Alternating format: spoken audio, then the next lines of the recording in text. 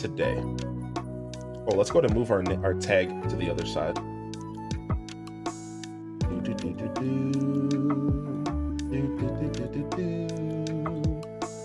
Okay, cool.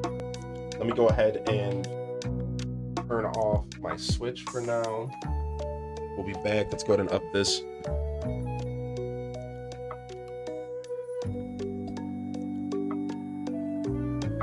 Get our microphone up here. All right, chat. I think it's time that we cook a little bit, baby. Here it is. I gotta go post on Twitter and let everyone know that the cooking show is starting.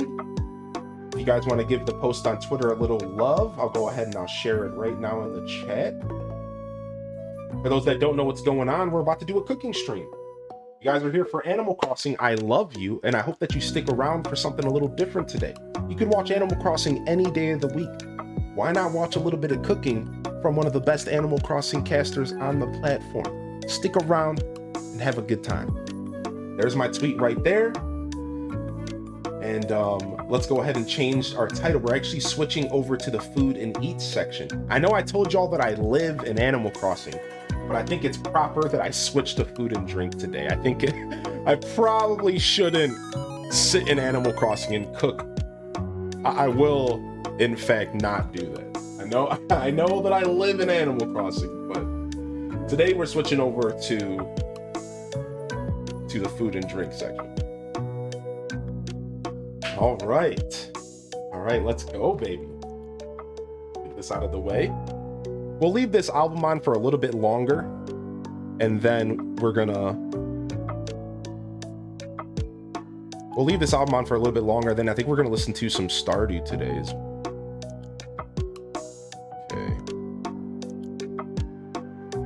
Okay, cool. All right, so we have 3 recipes we're doing today. I'm gonna get my hands washed, and we're gonna get started here. But we have 3 recipes, and we're gonna start off by getting the pumpkin roll in the oven. That's our goal here. So I gotta get the pumpkin roll, the oven preheated. I think it's 400 we're going for today. And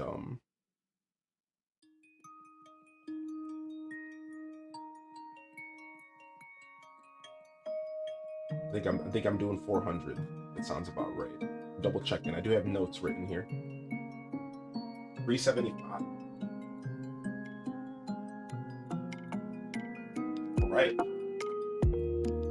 All right. What's up, Birdie? Welcome in. Let's get our cameras set up. We do have multiple cameras here. We do have a nice little setup here today. Crossing Lands, thanks for the follow, baby. Thanks for popping in. Okay. So we'll go ahead and get all of our ingredients. Our first plan is to get every ingredient out here today that we're going to be using. All right. So I'm going to go ahead and turn this camera over here. And we are going to get every ingredient out that we're going to be using today. Let's see what this camera looks like. All right. Perfect.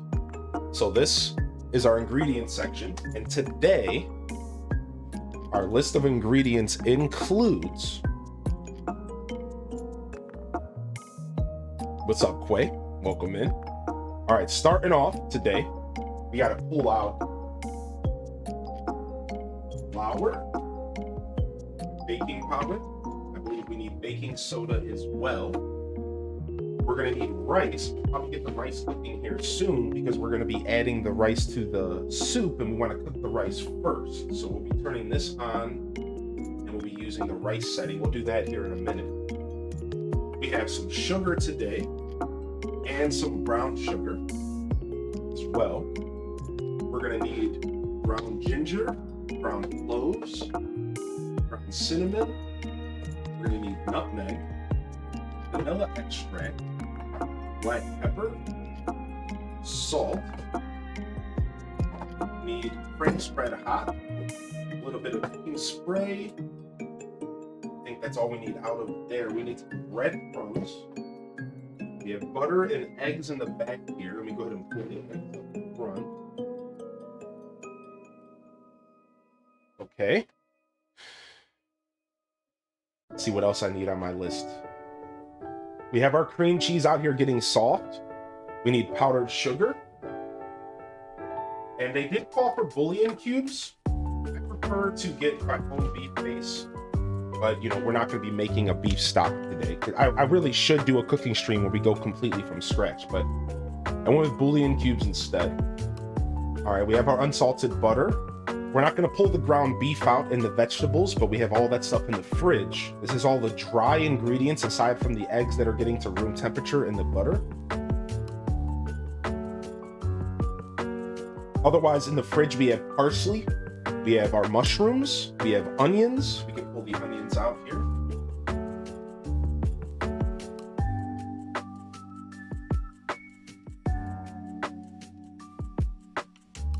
We have our breadcrumbs. We have goat cheese in the fridge. We have cherry tomatoes, spinach, bell peppers. We also have zucchini, eggplant, green beans, beets, carrots, and bell peppers. We're gonna be doing some of a melody of roasted vegetables. So to recap, what we're actually cooking today is we are doing a pumpkin roll, as well as stuffed pepper soup and stuffed mushrooms with the side of an autumn fall melody of vegetables all roasted off. All right, so that's what we're getting into today. Gonna be dope. What's up, Bruschetta? What's up, Baby Mage? Good to see you today. What's up, Gita Chan?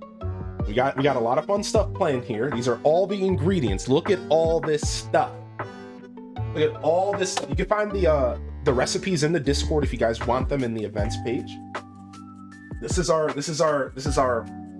melody of things we're going to be using today. So I kind of like to have it all out and ready to go, and then we'll take from there and use it as we need. Making me hungry so early. Right, let's get this camera set up here on the cutting board, and we'll adjust as we go. So let's go ahead and get our hands washed, and then we're going to start with doing the pumpkin roll. That's our first. We got to get the pumpkin roll in the oven. We'll get the rice going. Probably get the rice going and then do the pumpkin roll. So goat cheese is pretty common in the US. Yeah, honestly, the US kind of has everything. So time for some scuffed scrap, baby. Some scuffed eat. All right, I'll be right back.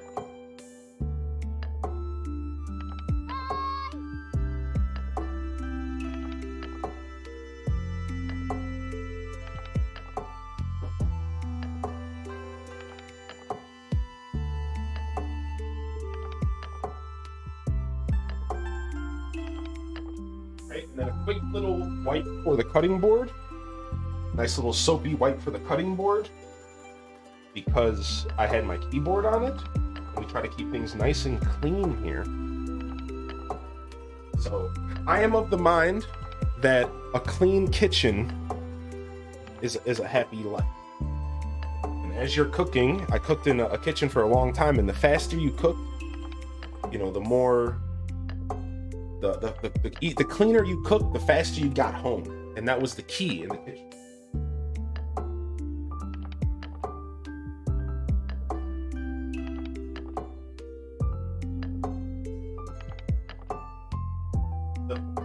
The cleaner you cooked, the faster you got off the line from your station and you got home. So we're going to be putting a damp rag under the cutting board to ensure it doesn't move while we're cutting things, because we're going to be doing a lot of chopping today.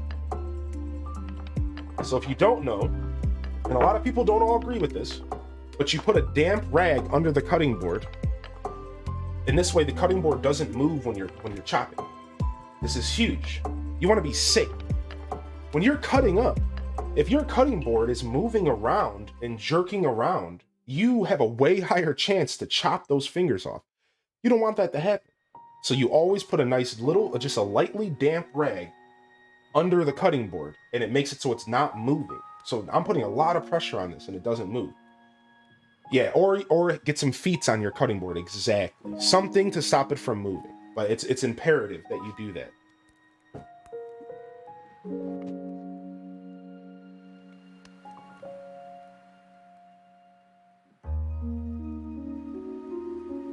Okay. Go ahead and move our mouse out of the way here. The mouse can go up here for the rest of the show. Okay. I think we're all set here. We'll be moving this a little bit. adjusting as we go. Welcome to Scuffed Eats, fam. It don't get much more scuffed than this, I promise you.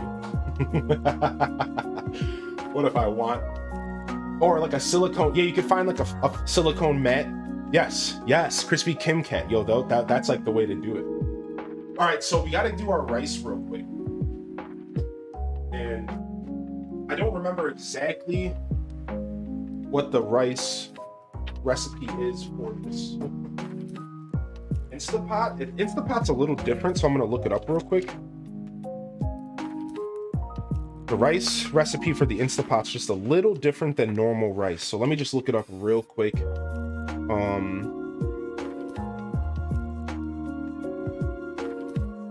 Okay. So we're gonna do this. We're gonna put it on the rice setting.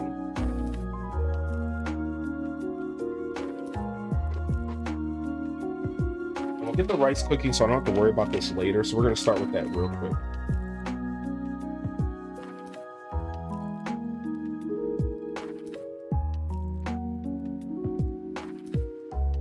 And this is just traditional long grain white rice. I prefer like jasmine or basmati, but I kind of just went with the long grain because we were out of jasmine and basmati in the house, and I didn't want to buy more. I already spent close to 100 USD on this whole thing. So, how much rice do I want in here? What do I want? Like a cup or two? Let's see.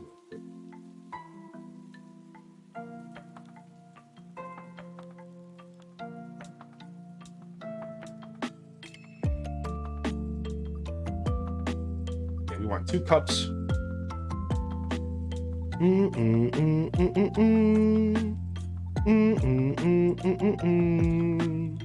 So I think long grain white is just 1-to-1.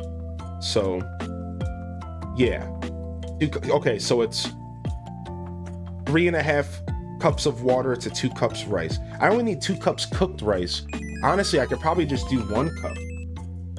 I could probably just do 1 cup.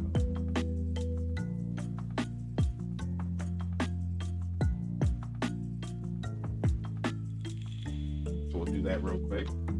Yeah, we just started the cooking segment. What's up, Charm?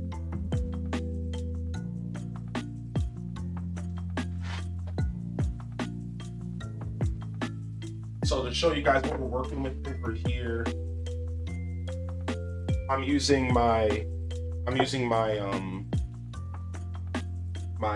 Instapot here, and I'm just gonna be straight in here. Be diving straight in here.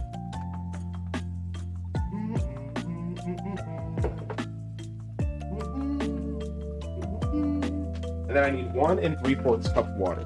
So there's another reason why. No, this is already pre-washed. This is like as convenient as you could get from my grocery store.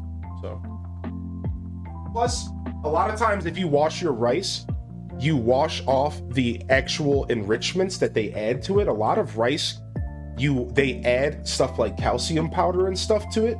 So you're not actually supposed to always wash your rice. It depends on your preference.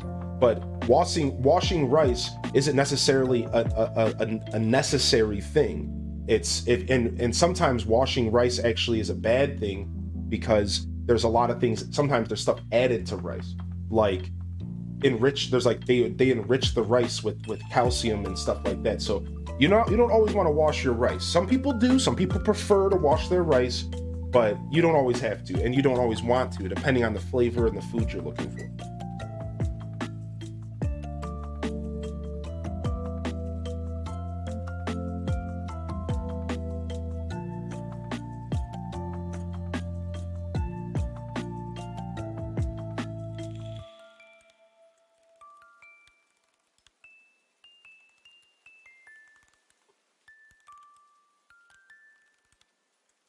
Okay.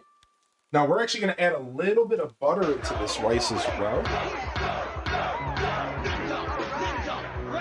Yo, doctor!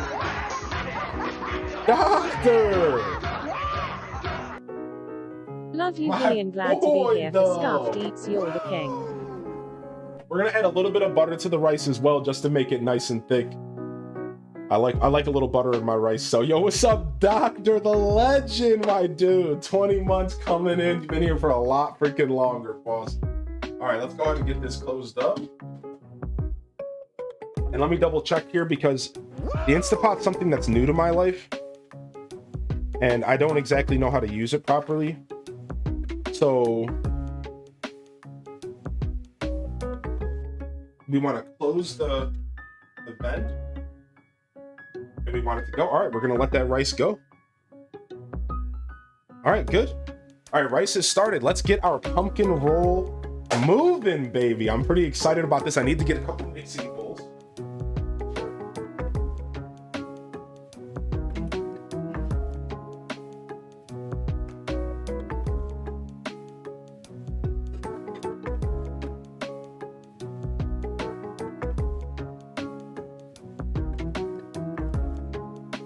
So one of the reasons why we call this Scuffed Eats is because I have maybe 3 pieces of equipment in my house. That's it. So we have to make do with one single mixing bowl and maybe a couple other pieces of stuff if we're lucky. Like, that's it. That's all we got. That's all we get. Welcome to the show. We have maybe like 3 pieces of ingredients. Or sorry, 3 pieces of equipment, maybe. So we need to get some parchment paper down here. What's up, Haley? Welcome in today. The Ninja Rat? Oh, the Ninja Rat is perfect.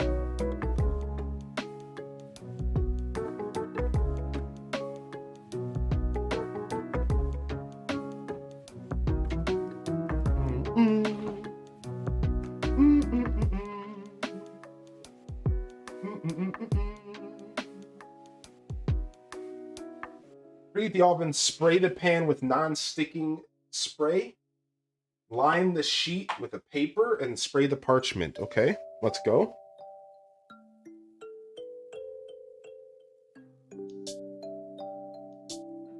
I'm gonna do it over here.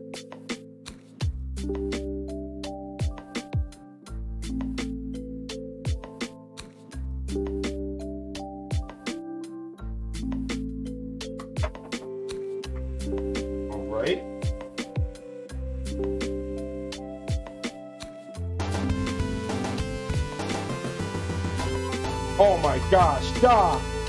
Calm down, boss! The doctor is in the building! Yo, Doc, dude, we just did Katamari the other day. We just did Katamari the other day, dude. I was thinking of you the whole time. Hold on, I ripped that parchment paper and I'm not happy about it. Oh my gosh. Oh my gosh. Yo, Doc the Legend, dude, coming out here.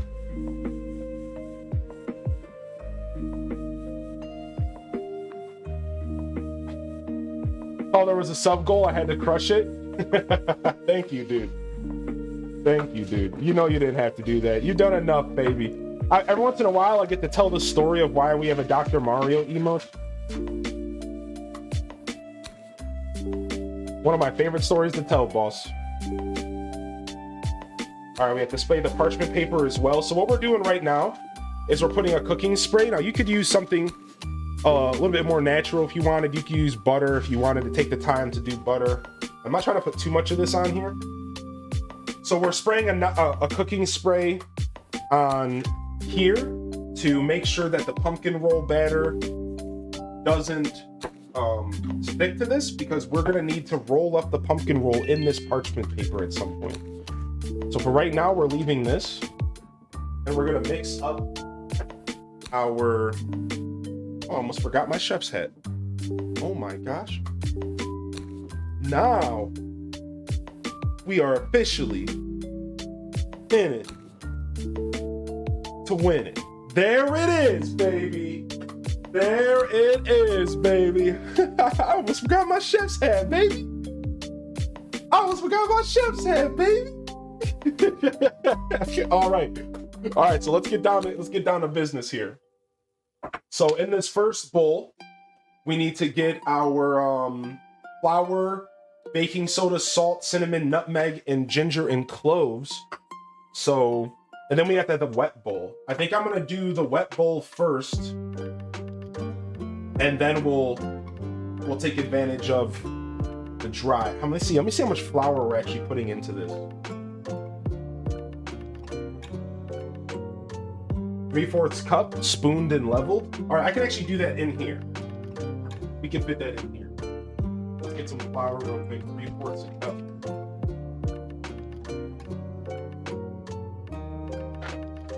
The beard hair tie is fantastic.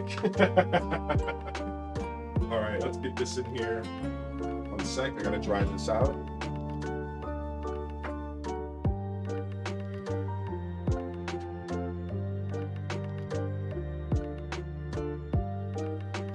Yo, thank you again, Doc, dude. Thank you so much for the sub, man. Yo, I appreciate you. I did send you a message on Discord. I don't know if you got it. But just trying to catch up with you. I hope you've been well. All right, 3/4 of a cup in here, spooned and leveled.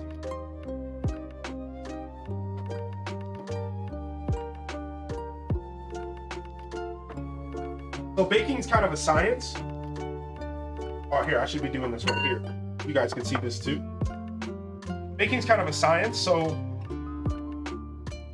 I really do kind of want to make sure that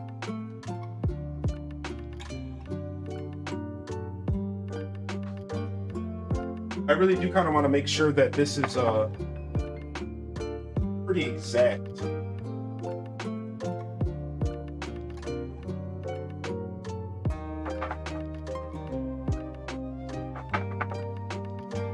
I like this.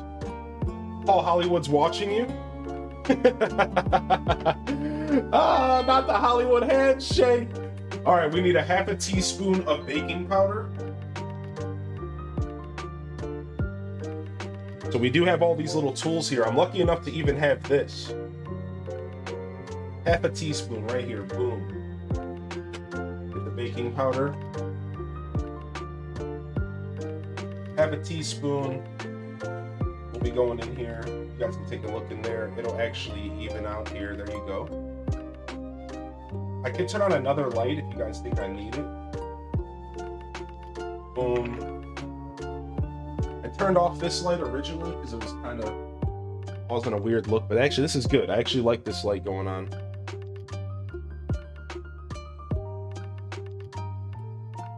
Yeah, the camera's compensating for the lack of light, so it doesn't matter. Our cups have metric measurements. I know you guys would have to transfer because we're Americans and we have terrible measurement systems. Yep. Welcome here. Welcome to America. If you guys are cooking alongside us,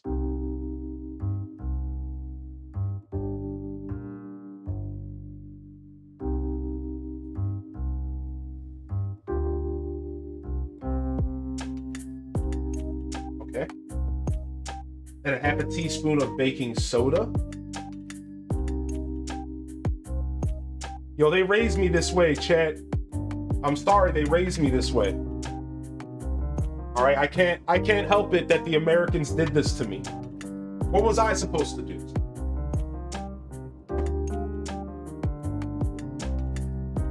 You know, like they did this to me. I was a wee lad. It's never too late for change. All right, we put some salt in there as well.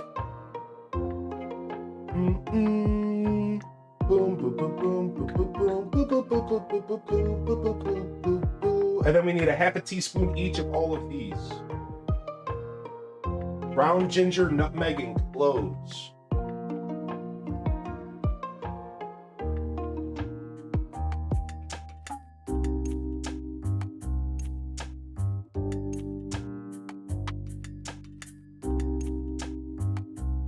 I love clove. I absolutely love clove. Clove is so nice. Now, too much clove and you got a bad thing going on. Too much clove, and you got a bad thing going on. You do not want too much clove. You just want that little touch of clove in there. Anytime you cook, if you put too much clove in something, you can really, really smell it and feel it and taste it. And it's never a good thing. Clove's just one of those things that you can really overdo if you're not careful.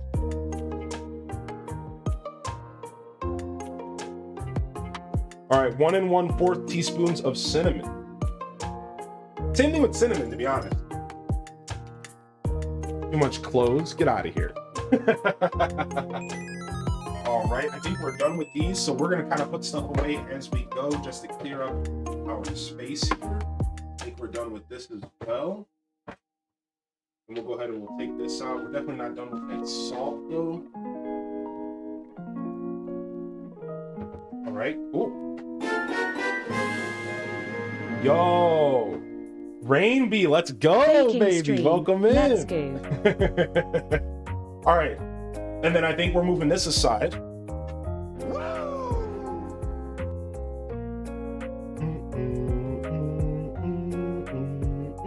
Oh, we gotta whisk him. Let's whisk him up real quick.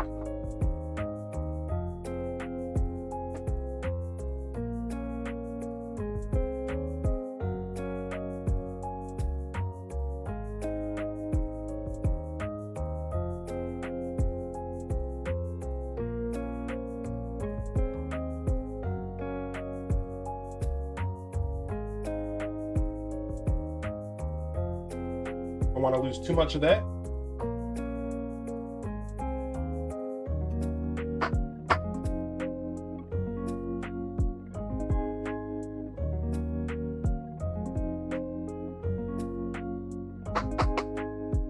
Nice. Now our dry ingredients are ready to go. You whisk gracefully, get out of here.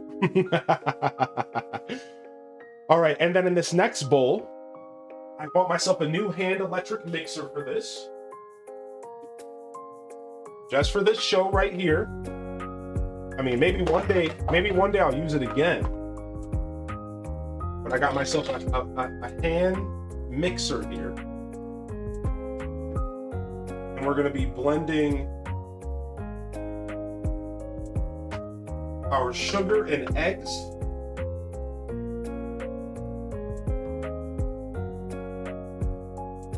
Needs us to send them some kitchen gadgets. I'll get there one day. I just haven't really committed to kitchen stuff because I'm not really in a house that I consider my own. If that makes sense. I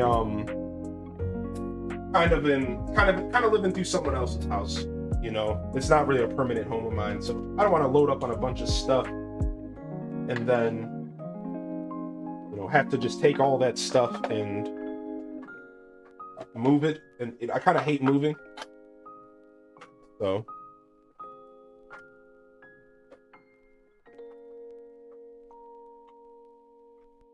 How do I get this in here? Perfect. All right, let's go ahead and plug this in.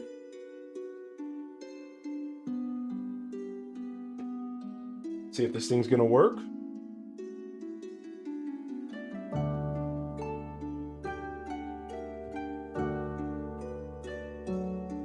All right, minimalism. No fancy KitchenAid mixer. All right, so let's get our eggs cracked, baby. And we need sugar as well. Let's see how much sugar we're putting in here.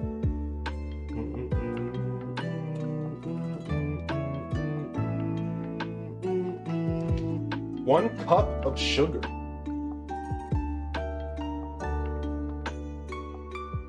I know, but I just realized this is not the place, sadly. Nothing like too negative, just I can't really take over this house the way I thought I might be able to. And me and my roommate kind of have different lifestyles. So we have different lifestyles. And it just doesn't quite work out for that. All right, turn down the tunes a bit. Hopefully that helps. Yeah, we have different lifestyles, and taking over the kitchen would kind of impede his lifestyle, and his interactions in the kitchen would impede mine. So kind of made the decision that I'm not going to own this place that way. Hopefully that's a little bit better with the music. I know when I pull away from the microphone, you're not going to be able to hear me as well, so it's probably a good call. We had a big rainstorm. Yeah, it's been raining for like the past 3 days here. It's been raining for like the past 3 days.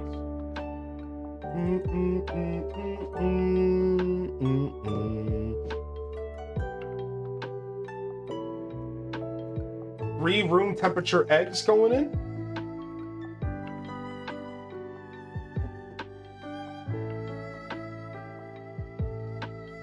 Yeah, don't ever be afraid to say something, Chad, if you guys can't hear me that well. Don't ever be afraid to say something. Especially when I'm doing something completely out of my element like this.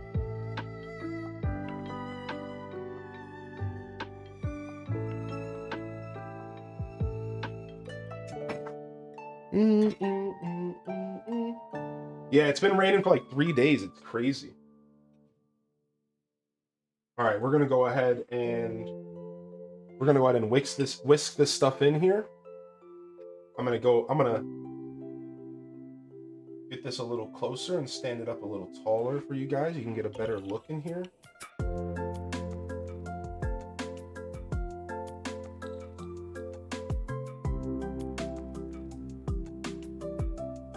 See if I can get you a better look in here real quick.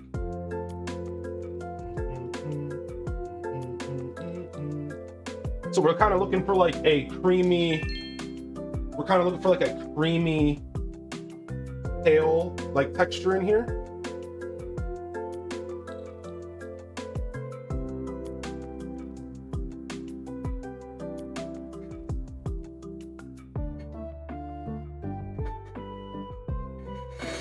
So I actually looked for a recipe that didn't involve a hand mixer, and I couldn't really find one that I liked.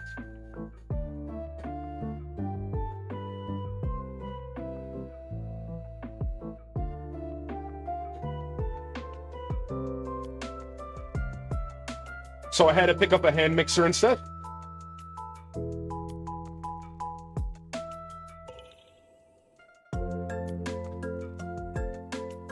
Look at that. Look at that. We're making a pumpkin roll first here. Go ahead and put this down right here. Make sure it's nice and mixed thoroughly. We'll put it in there for a little bit longer, and then I think we're good to go.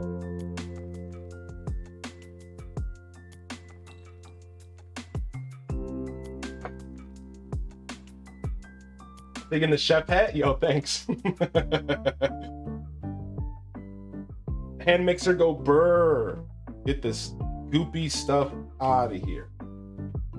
Okay, cool. Let me grab a couple paper towels real quick. So I picked up some paper towels to make our life a whole lot easier, keeping things nice and clean here. Plus, you know, we want to keep things sanitary, so. Making bacon pancakes? Not today. All right, we want to mix in our pumpkin and vanilla extract. So let's go ahead and get some vanilla in here. This is the stuff right here. This is the stuff right here, man. I love me some vanilla. Oh my gosh. A half a teaspoon of vanilla extract.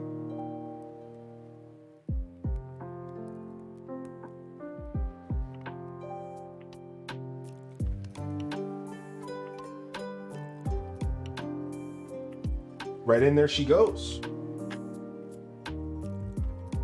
Fresh vanilla is the best. Has anybody here ever worked with vanilla beans, like fresh vanilla beans before? That's the stuff, though.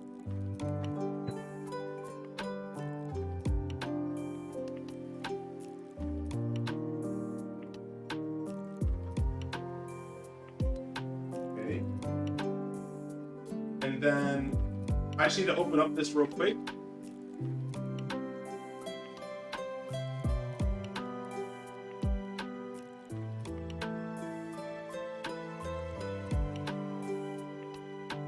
Now, I almost considered using fresh pumpkin for this recipe, but as far as like a time saver thing goes, I decided to just go with I decided to just go with canned pumpkin. So we are using canned pumpkin. I know some people are gasping at me right now. I know we're getting gasped at. How dare he use pumpkin from a can? Yeah, but fresh vanilla beans are amazing. All right, let's go ahead and mix this in as well.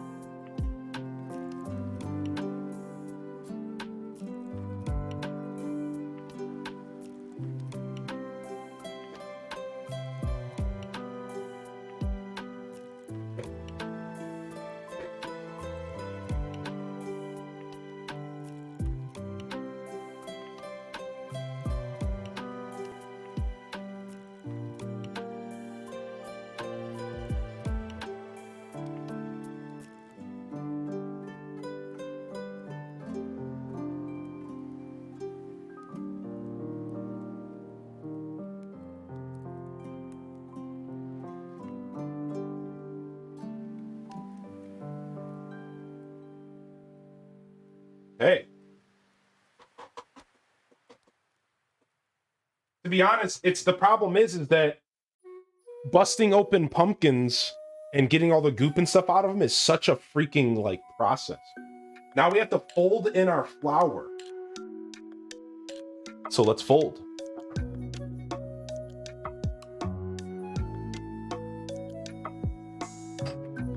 We're gonna go in here. We're just gonna fold this flour in. So the process of folding can sometimes confuse people. Just like not sure what that means, and you're just literally going in and you're just folding. So it's never more complicated. Cooking a lot of times is never more complicated than you're thinking. Now, of course, baking can get a little complicated. Baking can get very, very complicated. But generally speaking, it's really not that complicated. You're just folding, you know? So if you're ever like nervous about approaching something like this, you know, just don't overthink it. Just kind of go with it. Just, you know, you're not. The only problem is a lot of us worry because we're gonna waste our money. You know, ingredients go down the drain because you cook something that sucks. So I kind of get that, but that's why we kind of went with an easy recipe today. So worst case scenario, you know, you go with the easy stuff first. Like for me, like you can't over mix this batter, right? So for me, even if I was being a little too rough, it's not like we're worried about knocking the air out of this or something. Like this is just,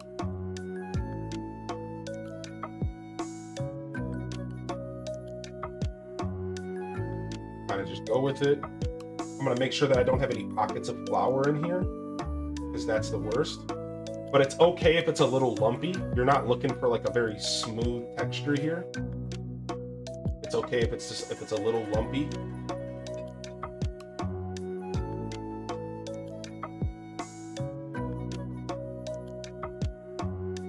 Now, I'm not afraid of raw egg. So I'm the first person to go in here and taste. I'll be the first person to go in here and like taste something. I'm not afraid of raw eggs. But we're not going to be doing any tasting of this, as I kind of already have an idea of what it's going to taste like. All right, we're folded. Go ahead and get our pan going. Our pan is sprayed and ready to go. I might have overdid it with the parchment paper a little bit, but that's okay.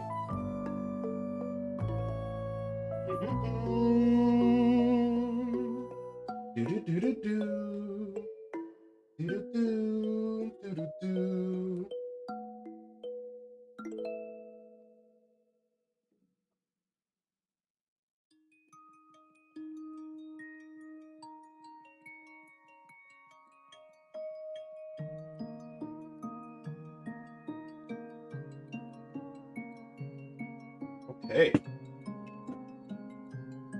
Let me go ahead and get you guys with the full screen. Oh, wrong one. There you guys go. We're just gonna get an even layer of this across the whole pan.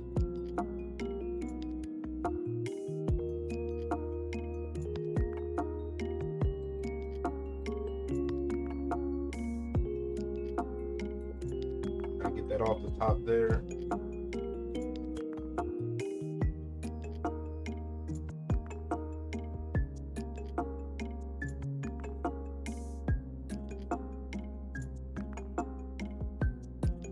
I sadly do not have a scraper. That's what we call them in the kitchen, but they have a name, like pretty much like a hand spatula, like that doesn't have a handle on it. So we're gonna just kind of go with the flow here, try to get this as even as possible. I think it is kind of important that it's pretty even in this step. I think it's kind of important that we get like a nice even layer. But to be honest, I've never done this before, so we'll find out together when it comes out. Now, the guide that I'm using did say you could go ahead and you could like wiggle the pan. And look at that, it kind of evens out naturally. Kind of just wiggle the pan. And everything kind of just evens out naturally if you made it right. Yeah, the dough scrapes, that's exactly what I'm talking about. Yeah, Phasma. So we just do a little bit of a wiggle, a pan wiggle. And everything kind of just evens out anyways. So we're doing pretty good. I think we're just throwing this bad boy in. So let's just go. Let's just go with it. Let's just throw it in. All right, I'm throwing this in for 13 to 15 minutes. We'll get a timer going.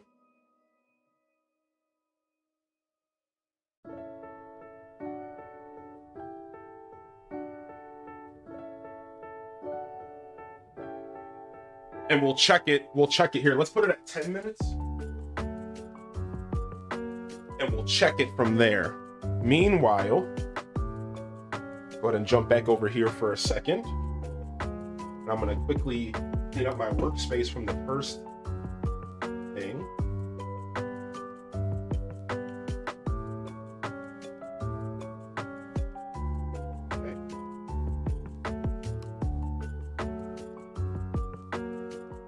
Wait, great Twitch's Bake Off with Highland. Oh no. All right, I'll be right back.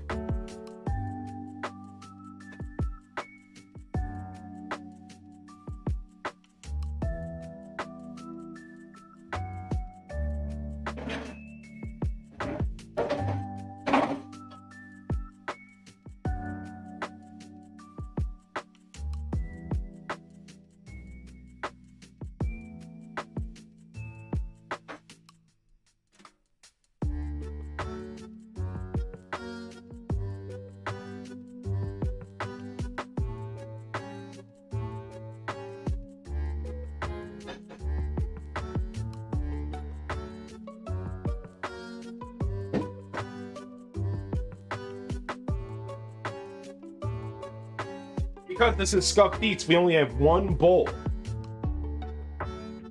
So we have to clean the bowl in between to ensure that we have bowls for other stuff that we're doing. Welcome to Scuffed Eats, everybody. The Parappa the Rapper video? I don't know what you're trying to post. Probably best place to be put that would be the Discord, I think, right? I mean, feel free to post wherever, but Parappa the Rapper. All right. And I think we're done with our mixer for today. We get to make the filling. Oh, the cooking level. I do remember that. All right, now we get to make our filling here. So let's go ahead.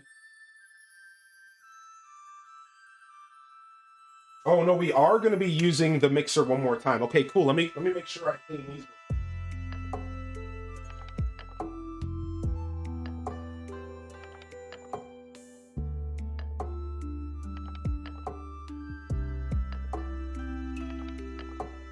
All right, should we mix up our album yet? Are you guys content with the album we're using?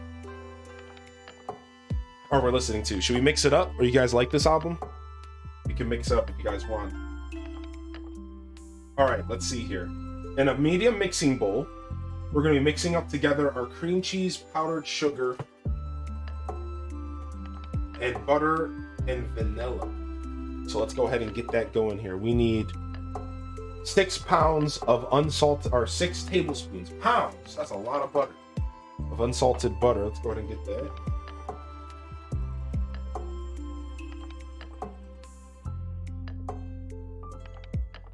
Mix it up.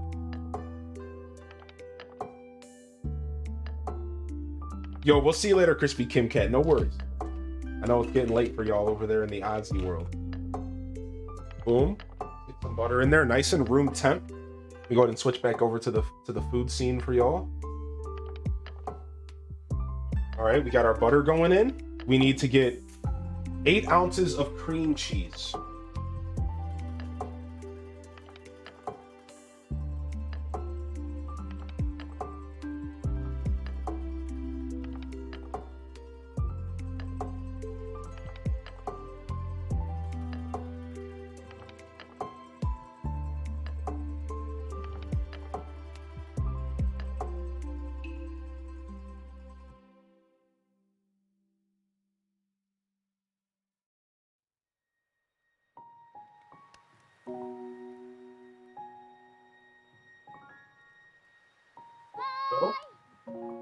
Boy! What's up, Carmi? Good to see you today. Welcome in. All right, we need powdered sugar in here. A cup of powdered sugar.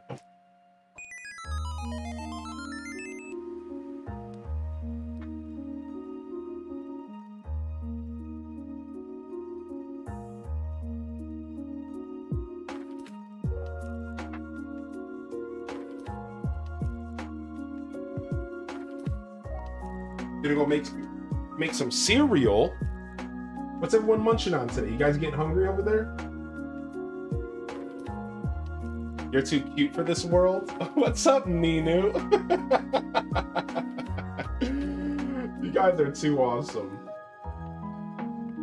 Oh my gosh, dude. No, random, no.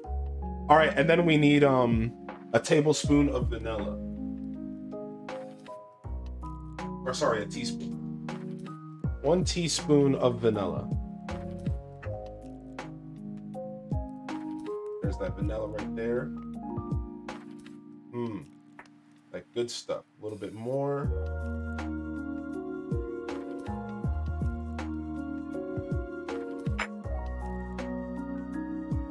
And we're gonna mix this. We're gonna mix this up until it's smooth and slightly fluffy, and then we're gonna freeze it briefly to thicken up if we need to.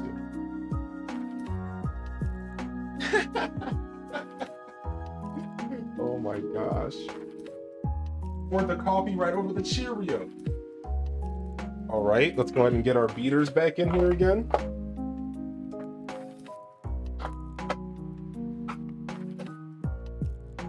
Okay.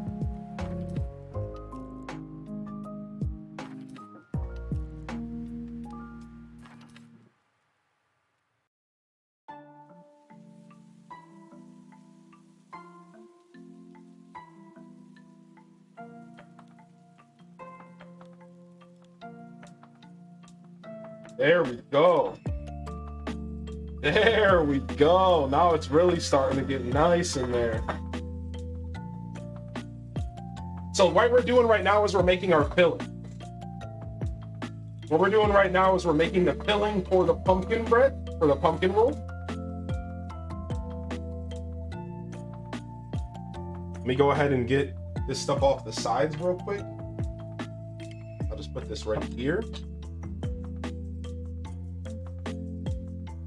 Make sure it's nice and mixed in.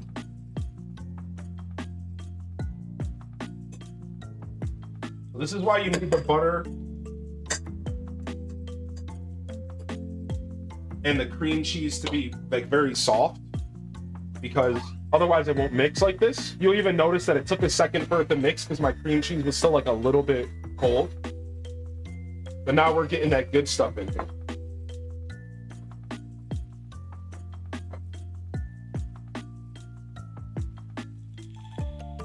So we want this to be pretty smooth. We want this to be pretty smooth. So we're gonna let this do its thing for a couple minutes here.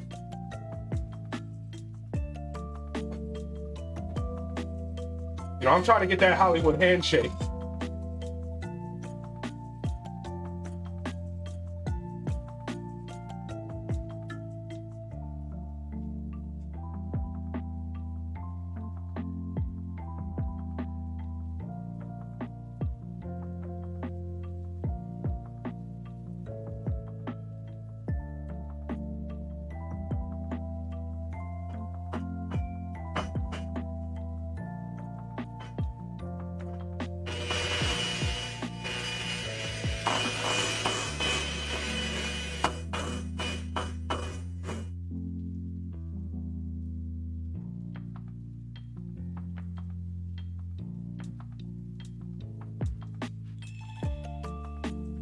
I mean, we gotta taste it, right? Holy woo! Oh my God, Chet. Yeah, Chet, you guys can lick the bowl. Chet can lick the bowl if you guys want. That's the good stuff. Worth every calorie, as they say on the Great British Bake Off. Worth every calorie. Let me go ahead and get these out here because I think we're actually done with the hand mixer now.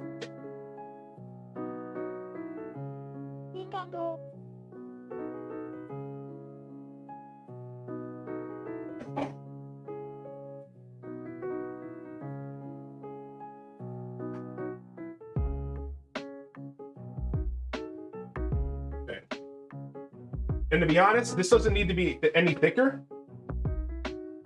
So we're good to just cover this and put it in the fridge.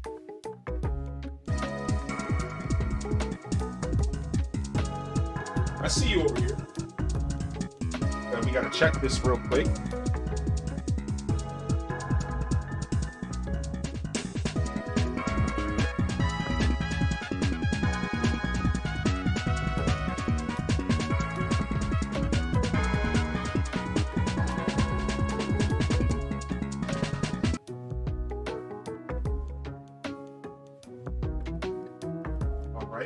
This is still going for sure.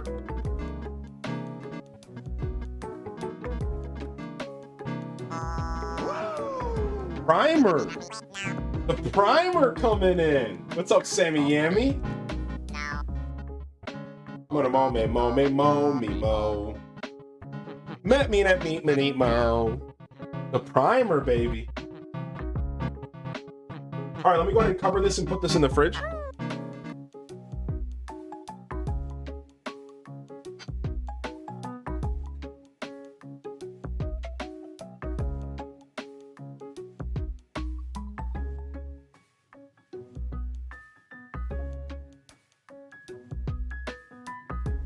And let's go ahead and work on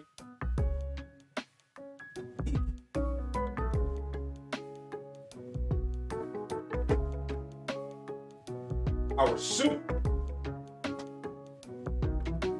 Let's go ahead and work on our soup. So I just got to transfer our soup into our rice into another bowl. And then we can get our soup started here. Woo. We're going to be using our slow cooker setting, but first we have to use our saute setting because we're going to be sauteing up the meat. We're going to be getting our meat in there. So first, let's get the rice out of here real quick.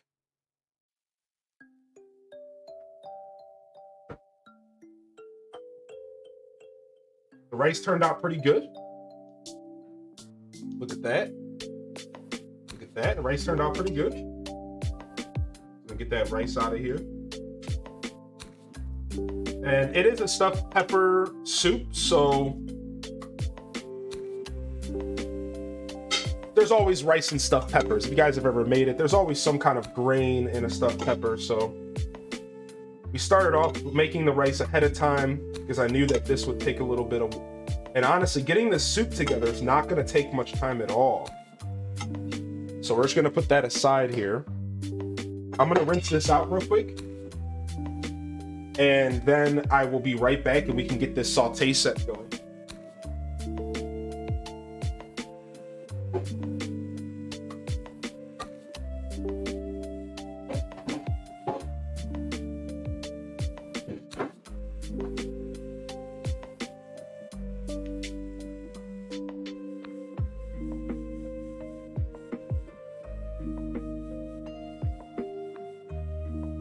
Shout outs to Cozy, who actually sent me this Instapot. My first ever Instapot. Cozy sent this to me. Little did she know I'd be using it in my 3rd episode of Scuffed Eats.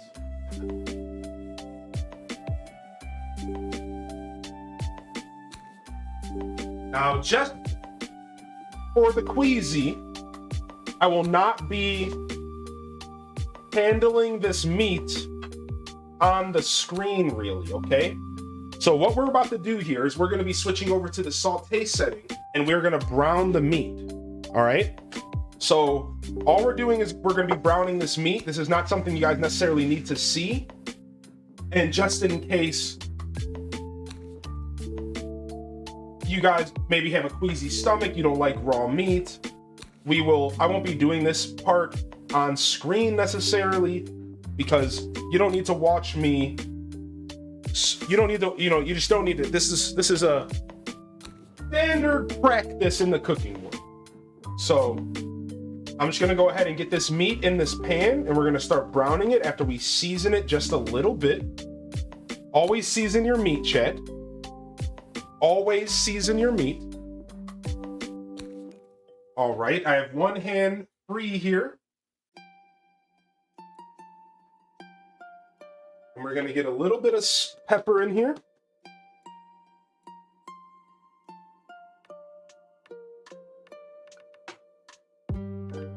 And a little bit of salt going in.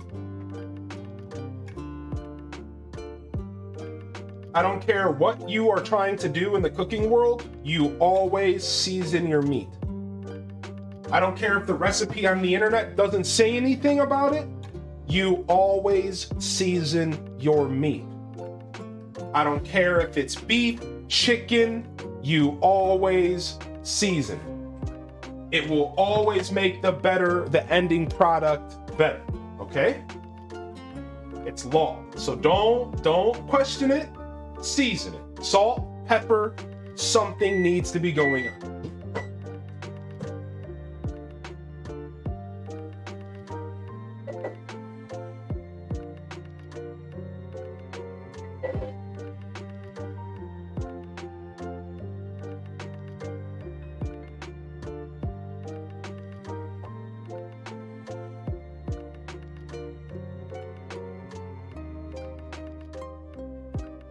Okay, that was our pumpkin roll, and I think it might be ready here. Meanwhile, we have the saute setting going over here. We have our meat in the. So the beauty of the Instapot is that it has multiple uses. So the Instapot is a wonderful device, and it can actually saute in the Instapot. So instead of pulling a pan and putting it on the oven, I'm gonna saute and brown the meat in the freaking Instapot, add all the ingredients for the soup, boom, bam, zing, easy peasy. I can just do it all in one pan. Yeah, no games, no gimmicks.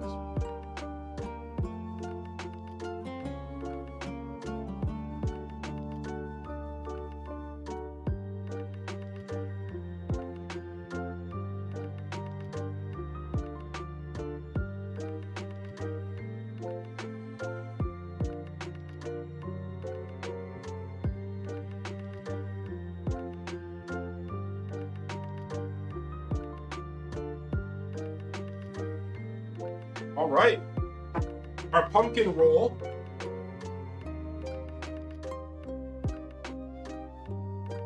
comes out of the oven.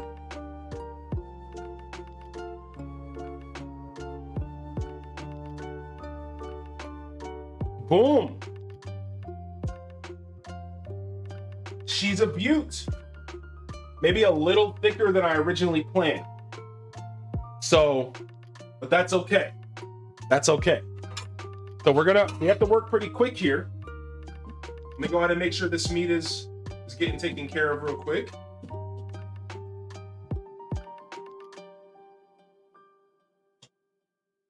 Okay. And now we have to transfer this out, and we have to roll it. So let me go ahead and pick this up, move this.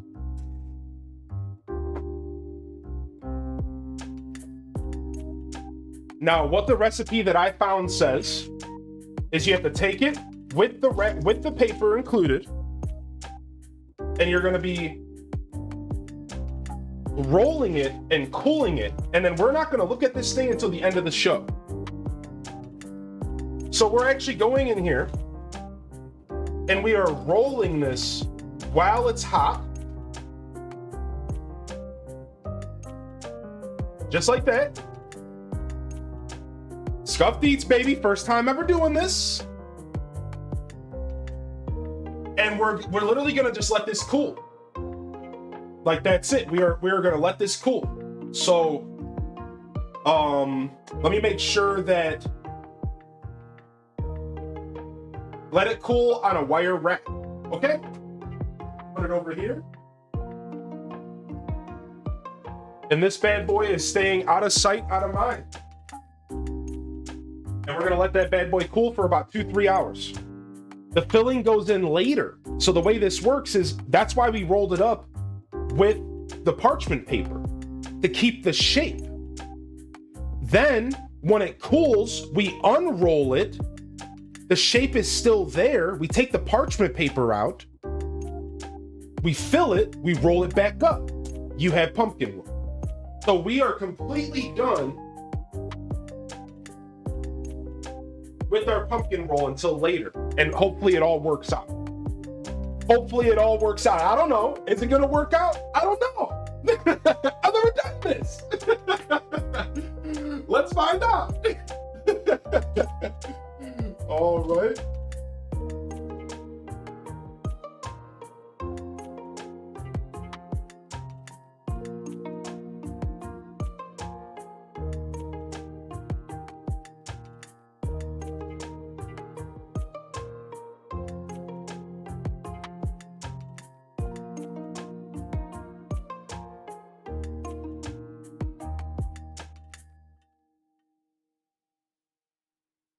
Okay.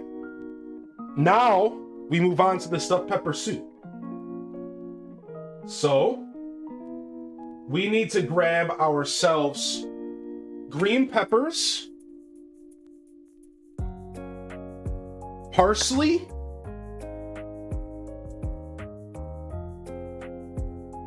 and that's it for now. Let me get my green peppers out of the fridge.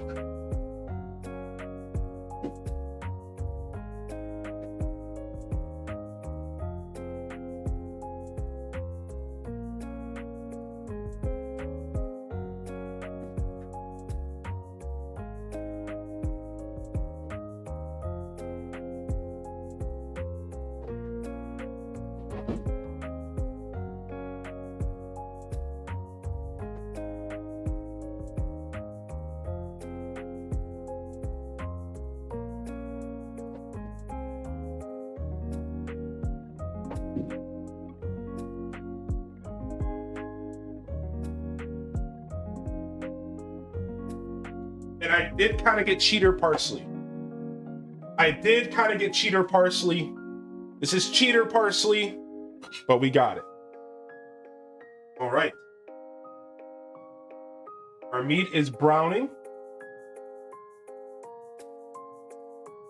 And we got 2 green peppers here. I'm gonna go rinse these off real quick, chat.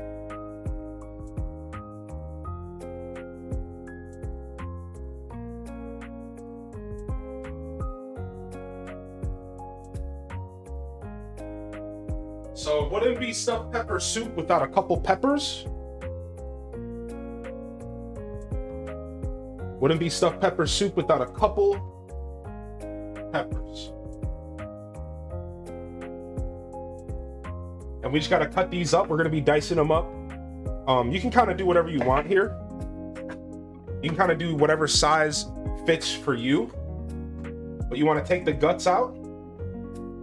guts go by, go in there and kind of reach and get the rest of some of this extra like skin out of there. Maybe some of the seeds, get some of those seeds out. The seeds in peppers aren't savory. We don't like those seeds. There is some peppers that you are okay with the seeds. But green peppers and bell peppers, you're not really in it for the seeds here. So get in there and get all that skin out. Give it a tap on the counter. Get most of those seeds out of there. And we're keeping this. We're going to add this in there. We try to use as much of our vegetable as we can here. So there's one thing I've learned in a lot of kitchens is I've worked for a lot of mom and pops. And in mom and pop environments, you want to try to take advantage of every bit of that pepper or every bit of that vegetable.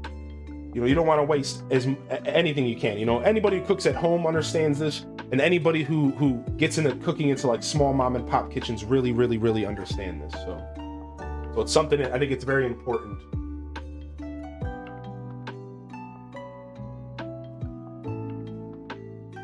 All right. Thank you again, Tara, for 9 months. Lukey for the host. Thank you, Mia Rose, for the follow. For the biddies, Lukey, and for the 16 months, Rainbee. Thank you guys so much. All right, so let's go ahead and we're just going in on this. So we talked about this the last time I did a stream.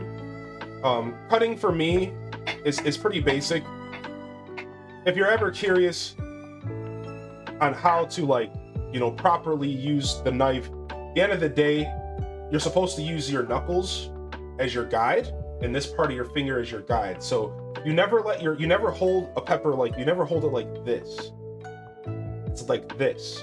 And this is how you safely make sure that the tipsies of your fingers never get chopped off, right?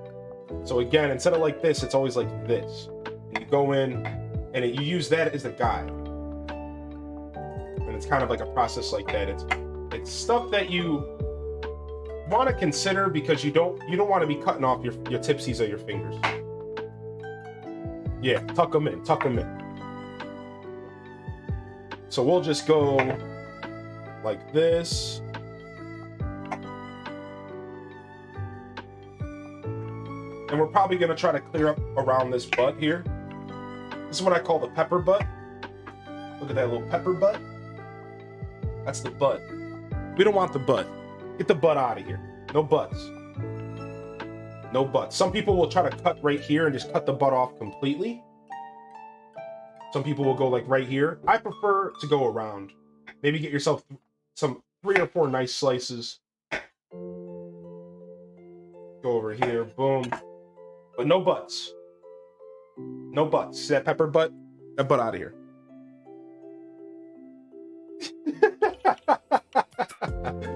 All right, let's quickly go ahead and get this going. We are going to keep our oven on because the plan here is to roast off some veggies here in a little bit, and we have to roast off our portobello mushrooms. So what I'll do is let me quickly look and see what temperature I want to put the mushrooms in the oven. 400. And we're going to get those mushrooms ready here soon. As soon as we're done with the soup.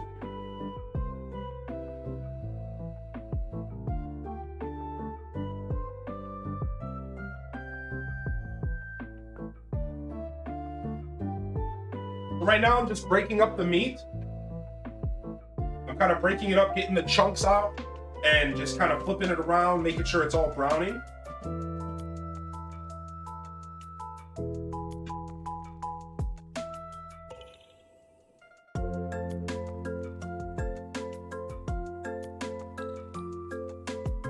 Now the meat in there is getting pretty brown. We're almost there. So we want to get these peppers cut up and this parsley cut up because we're almost ready to get the soup on. Once the soup is on, we're good. We can literally ignore it.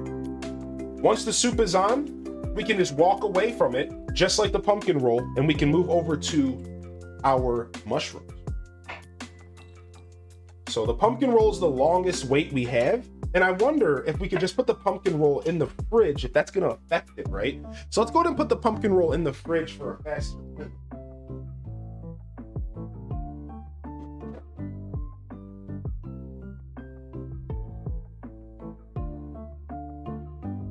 We're gonna put it in the fridge for a faster cool. I kept it on the wire rack though, but we're gonna put it in the fridge for a faster cool. So that hopefully will speed that up. Well, hopefully that'll speed that process up a little bit.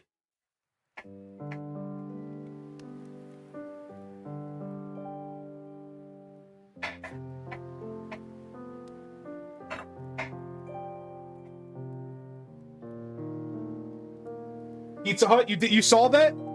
That was Beatles. Beatles, I told him to grab himself a pizza since he was so kind about this past weekend. He was being very he was working with me. He was working with me this past weekend, so we hooked him up with the pizza. Oh snap, let's go 5 months. Yo, thank you for 5. What's up, Water Trainer? What's up, Water Trainer? Good to see you, baby.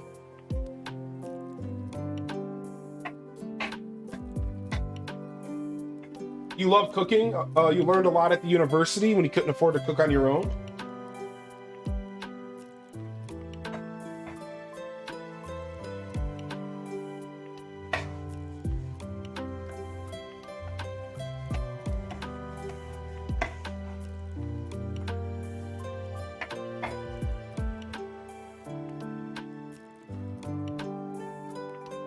So we're not looking for anything too crazy here. You know, in some scenarios you want something to look nice and you maybe take your time when you're cutting. But in this scenario, we don't really care what it looks like necessarily. You know, the peppers we're just putting them in a soup. So as long as they're like a decent size, they're not too big, we can just push those right aside, dry this off, and we're gonna pull the parsley out. I'm actually gonna pull a little cutting board up for the parsley because I don't want the parsley to get wet. All right, so we're gonna bust out a little parsley as well. My recipe called for chopped fresh parsley. It doesn't even say how much. So we're gonna kind of be able to gauge this ourselves. So, let me go ahead and see real quick.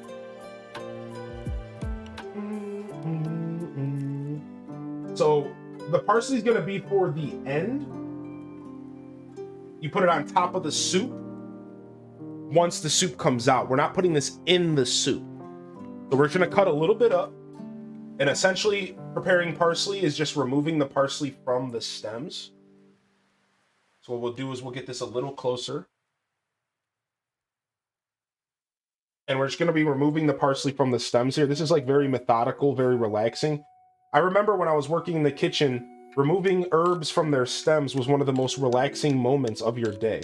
You just sit there and you just pluck basil and parsley from their stems. And it was like one of the only moments in your day in a kitchen where you get to literally just breathe. Because you can't necessarily, you know, speed the process up. It takes time, you know, to separate cilantro, and there's a couple little tactics you could use. You can kind of run a knife against it, and you could speed it up if you like really have to. But for me, playing with the herbs was always that moment of like breath. You just kind of go, okay, like let me just breathe for a second before I dive back into the kitchen, right?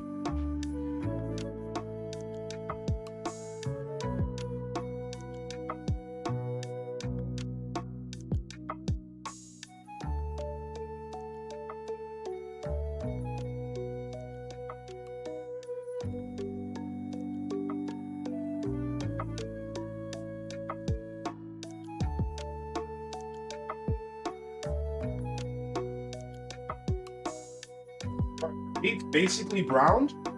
Now here's the thing. I think a lot of times recipes will tell you to drain the beef when you brown it. We're not doing that. I kind of want to keep that fat in there. We're gonna keep all of those flavors in that pan. We're just gonna add all the other ingredients right on top. We're not playing that game. We're not gonna drain any of this. I don't think we're draining a single bit of it. So our soup could maybe look a little fatty. It might have some of those like kind of oily, fatty looking bubbles in it in the finished product. But I think that that's just gonna make a more flavorful soup. So we're gonna keep that fat.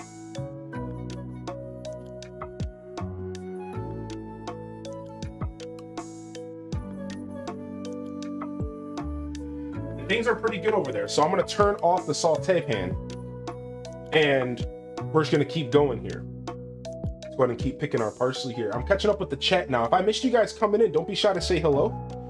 I realized I wasn't reading a ton of the chat during the mixing process of the pumpkin roll stuff. So what's up, chat? How you guys doing? I see you in here, Ambi.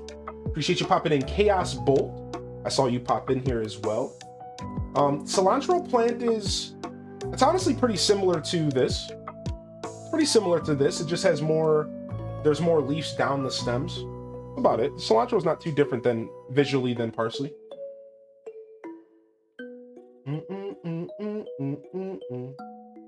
Yo, what's up, Koru? I did see you sneak in here, Koru. And what's up, Darundi? Darundi, welcome to the show today. Welcome in, welcome in. You're drawing some turtles swimming through the sky. We're gonna need to see that picture. What was your experience like as a chef? So, the truth is, most of my experience as a chef was a little bit lackluster. And that was because it was a lot of just doing what other people told you to do. And it turned into this thing where I was mostly just cooking other people's recipes and doing what other people told me to do, except for one time. One time during I was a cook mainly, I did get to become the head chef of the kitchen menu.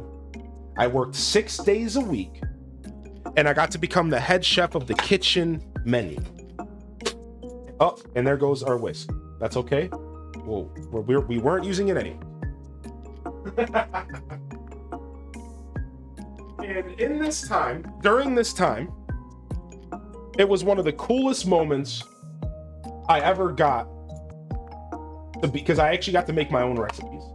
Every morning I got to walk in and I got to create the recipe for the day using the old ingredients, using the leftover ingredients from the weekend, from the week.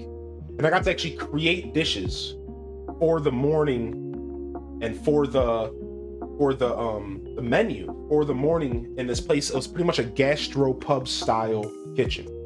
I got to do like the lunches, the mornings and the lunches before the night squad came in. And that was probably the coolest experience I ever had as a chef. I think that was my favorite. And then otherwise, I'd say that it was fun. I learned a ton about, I'm a kind of a knowledge seeker. So I made a point to seek out the knowledge. I made a point to ask questions every second. How does this work? Why am I doing this? Why are you doing that? Why are the flavors this way? And so I learned a ton throughout my journey of being a cook and doing a little bit of chefing. And so I gotta say that the experience overall was wonderful. But I did get a little burnt out from cooking because it became so mundane. I left so many kitchens. I've worked in about 8 to 9 different kitchens. And I would stay there for a year. I'd get bored if they weren't giving me opportunities to rise up. I'd leave. And I'd go again, another kitchen. If they didn't give me opportunities to move up, maybe all of their higher positions were filled by long-term cooks, I would leave. And I eventually hit a point where I realized that I need to be like creating. And cooking on a line and cooking for a business isn't creating, it's doing.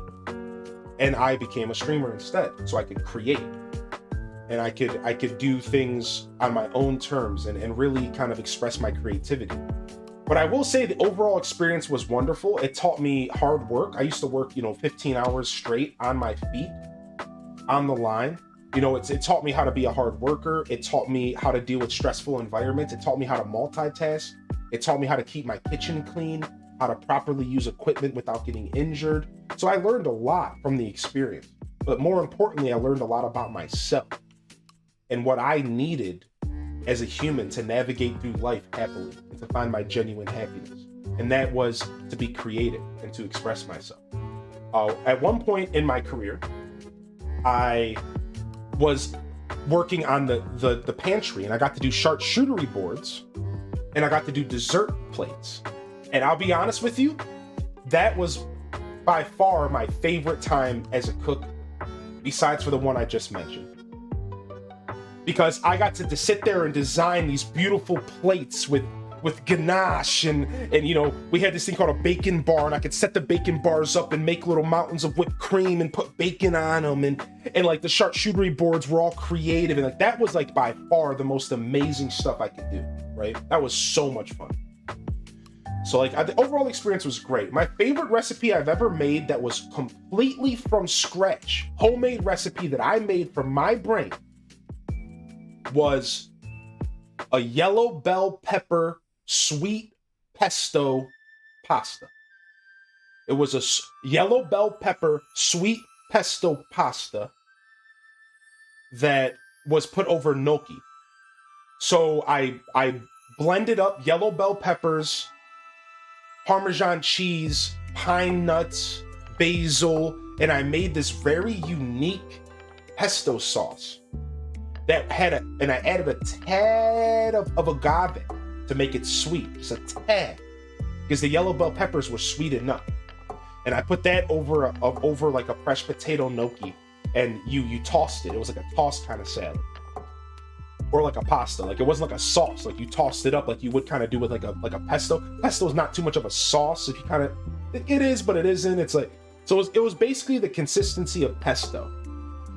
And that was probably one of the only recipes that I can remember really well that I made like myself, like completely from scratch. It was pretty cool. It was pretty tasty. Yo, what's up? What's up, Mimi? Welcome in. All right, let's go ahead and chop this up real quick.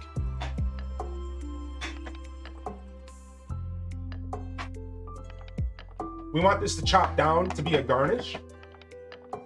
And then what we'll do is we'll pick a couple leaves to put on top as well. We want this to be a nice light garnish. You don't want chunks of parsley in your mouth. Well, you know, maybe you do, but I don't.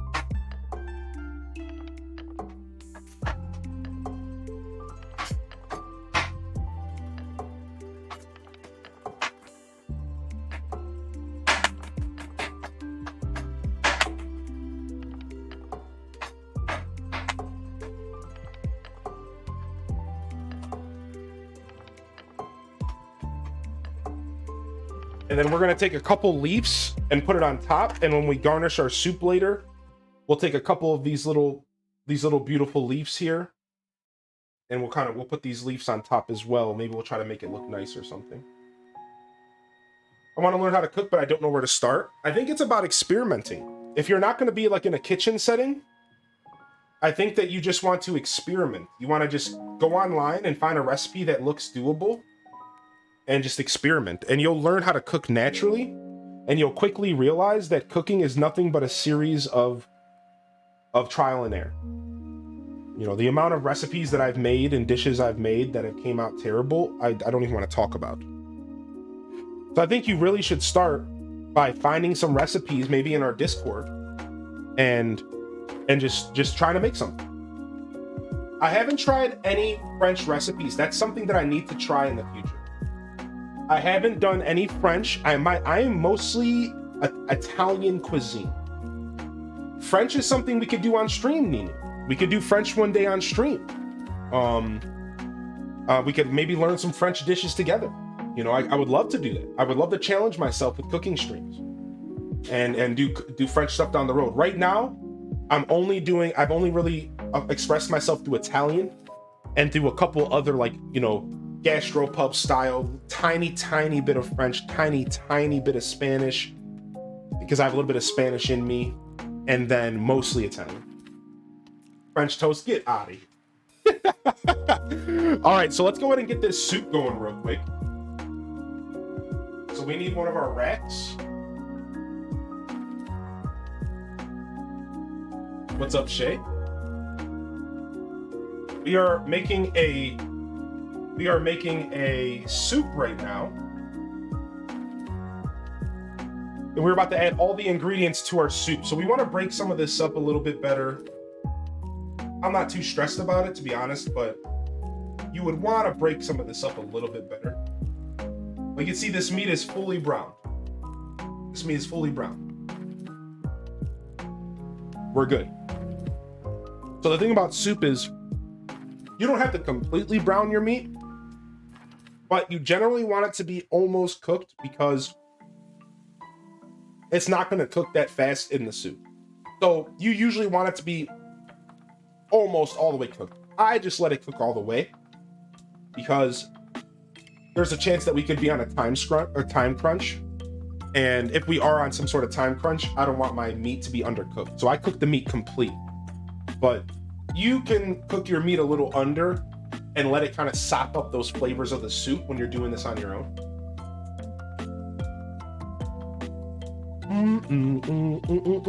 All right, so our ingredients here is we have to add all of our ingredients. So first we need 6 cups of water, which is a ton. So I'm gonna go and rinse this out. I'm gonna bring this with me. I'm gonna get the water. I'll be right back.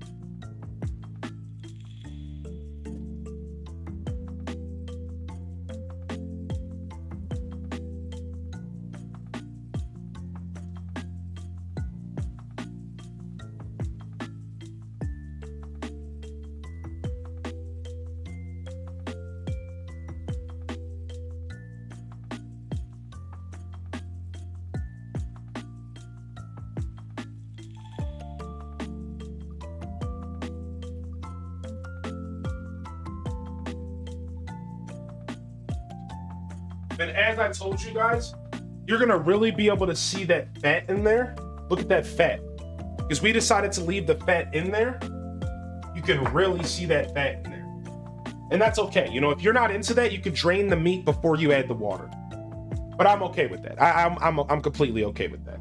So, next up, we're gonna add a can of tomato sauce and a can of diced tomatoes. Again, you don't have to use canned stuff. Traditionally, it's usually something that's recommended.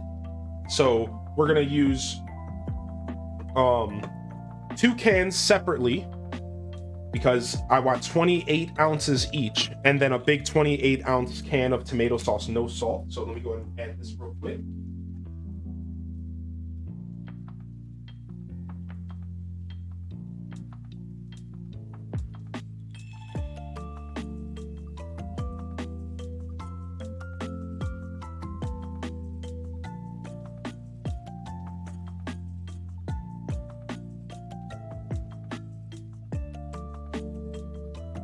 Normally, I would like to recycle my cans.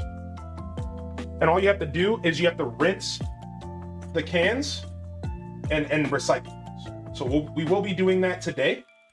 And I highly recommend you all consider recycling any chance you can in any way, shape, or form. Plus, if you're somebody who's crunching on money, you save up all your cans, boom, bam, zing, you can end up making yourself a couple bucks after maybe 6 months to a year worth of can collection. You just throw them in your garage, right? Like it's not it.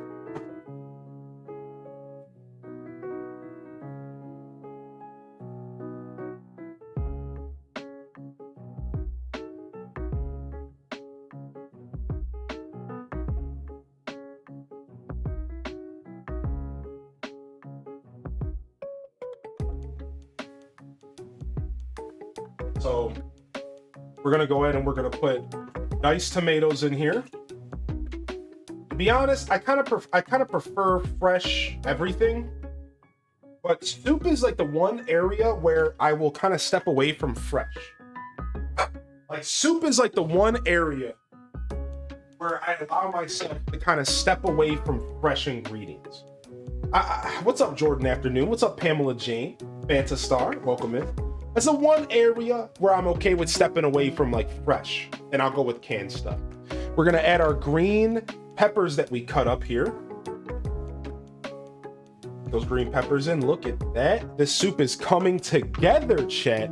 We're gonna add some salt. Now, we already seasoned the meat, but we're gonna be seasoning even more. Now, I'm not one to kind of measure out my salt and my pepper. So that calls for 2 teaspoons of salt. I'm just gonna kind of go with it.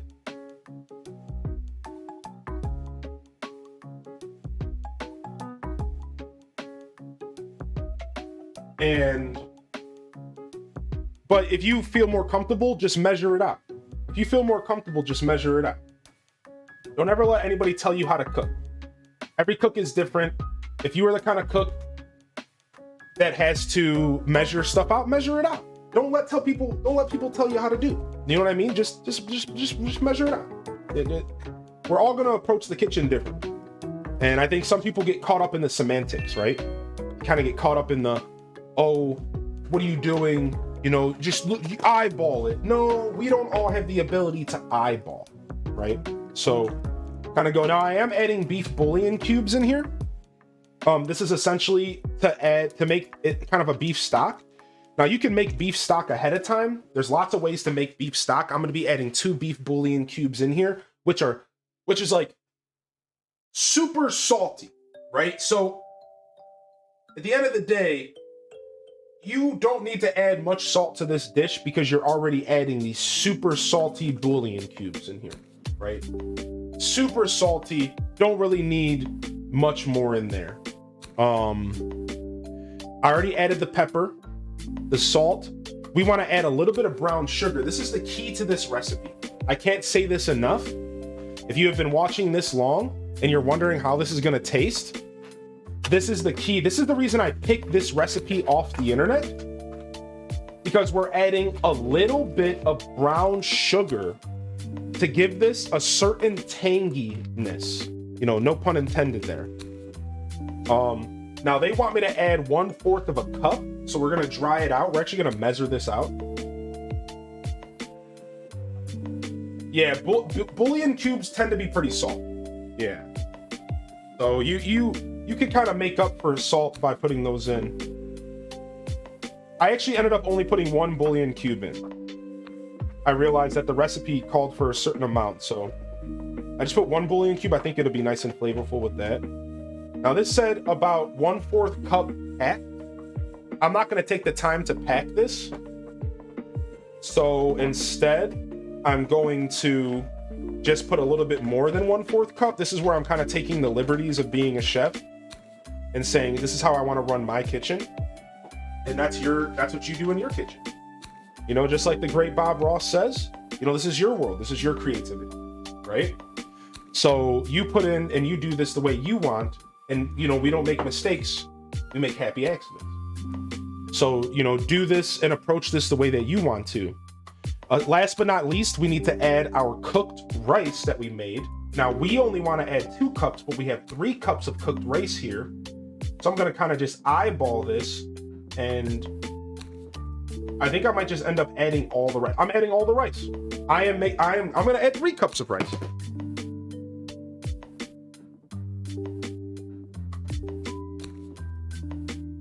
I like rice. I think rice is nice.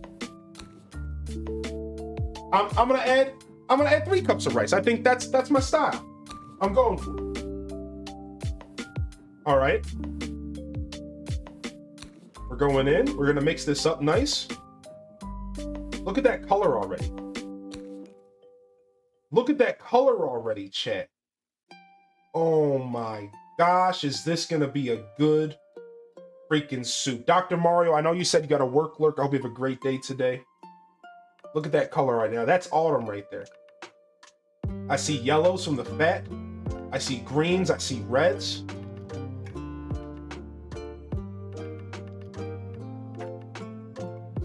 Look at that. Let's go ahead and get this in. That's going in the pan. We're putting the slow cook on.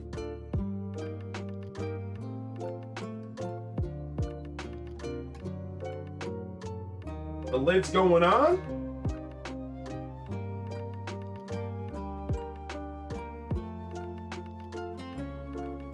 And the slow cook has been initiated. And now we can start our mushrooms.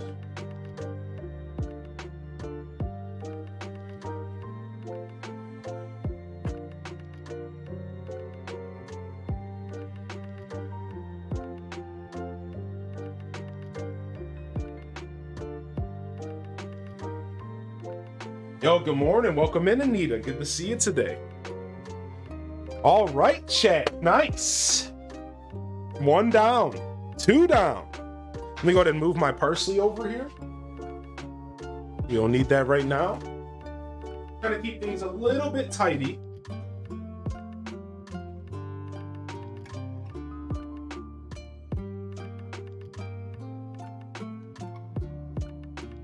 Okay. And we're gonna dive into our stuffed portobello mushrooms. So the start of the stuffed portobello mushrooms is prepping the mushrooms. So let's go ahead and get the mushrooms and take a look at it. I just bought this pan.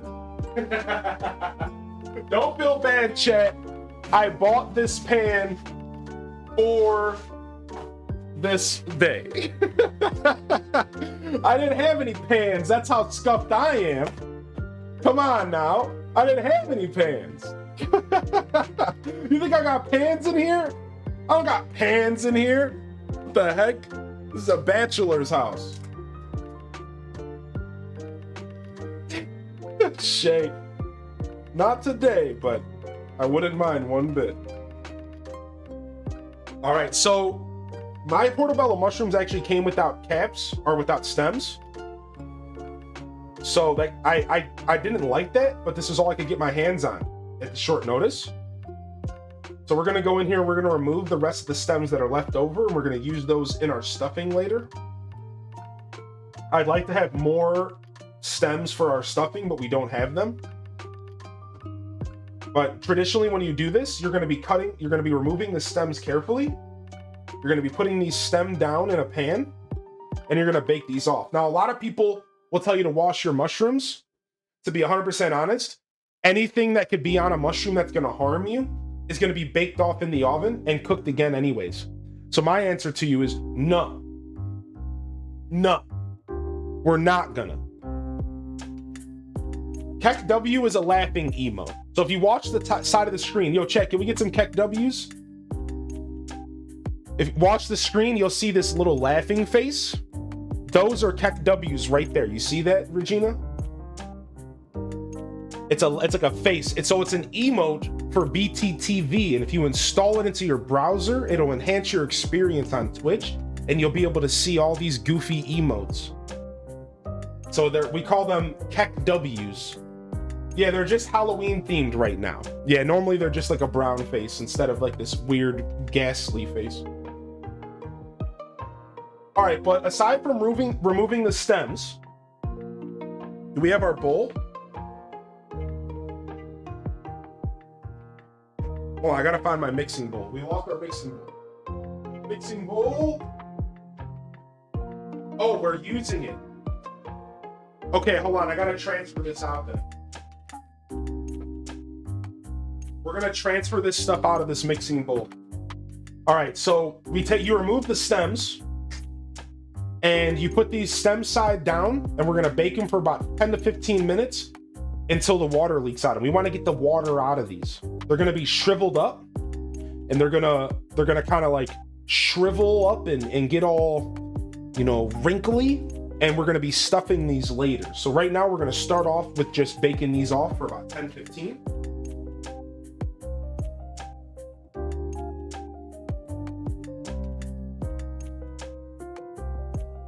I'm a big fan of using timers because I forget everything. So maybe use timers yourself. If you're not into that, that's okay. But I like using timers. No, I prefer not to wash my mushrooms because anything that's in a mushroom or on a mushroom that is gonna harm you is gonna be, I'm putting it into a 400-degree oven, and it's gonna be baked off anyways. So that is up to you. You guys as a cook, if you guys, you know, you might wanna wash your mushrooms. I usually wash all my vegetables. Mushrooms are the one thing I do not like washing because it removes the earthy flavors that the mushrooms are known for. Why would I want to wash the earthy flavors away from the mushrooms? No thanks. So I don't wash my mushrooms if I'm cooking them because they're gonna bake off. The mushrooms are gonna bake for 400 for 15 minutes. Anything that happens, anything that could hurt me is literally gonna be baked off at 15 minutes at 400 degrees. I've been doing this for a long time, and I don't bother. If you're cooking the mushrooms, it really does not matter.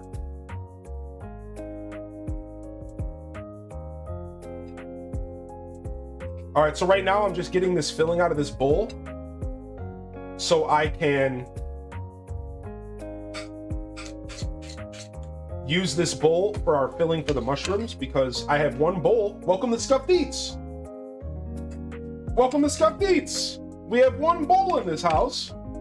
We had one job. What's up, Mary? Good to see you today. What's up, Bean and Nast? Right now, we are about to start making our stuffed mushroom stuffing for the stuffed mushrooms.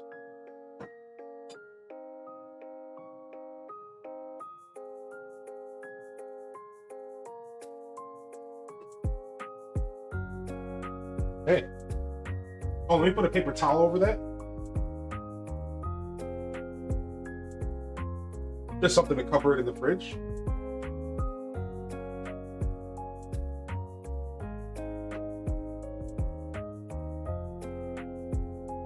All right. I'll be right back, chat. I need to rinse this off. Yeah, that's why we were talking about that earlier. Rice really doesn't need to be washed either. It's your preference. And actually, when you wash most rices, you're washing off a bunch of enrichments that they put in it. Like in America, they put like enrichment powders on rices, like calcium and a couple of like iron and zinc, and you're washing that off. So in all reality, you don't have to actually wash your rice at all. Washing a rice is another preference thing. That's like pretty much it.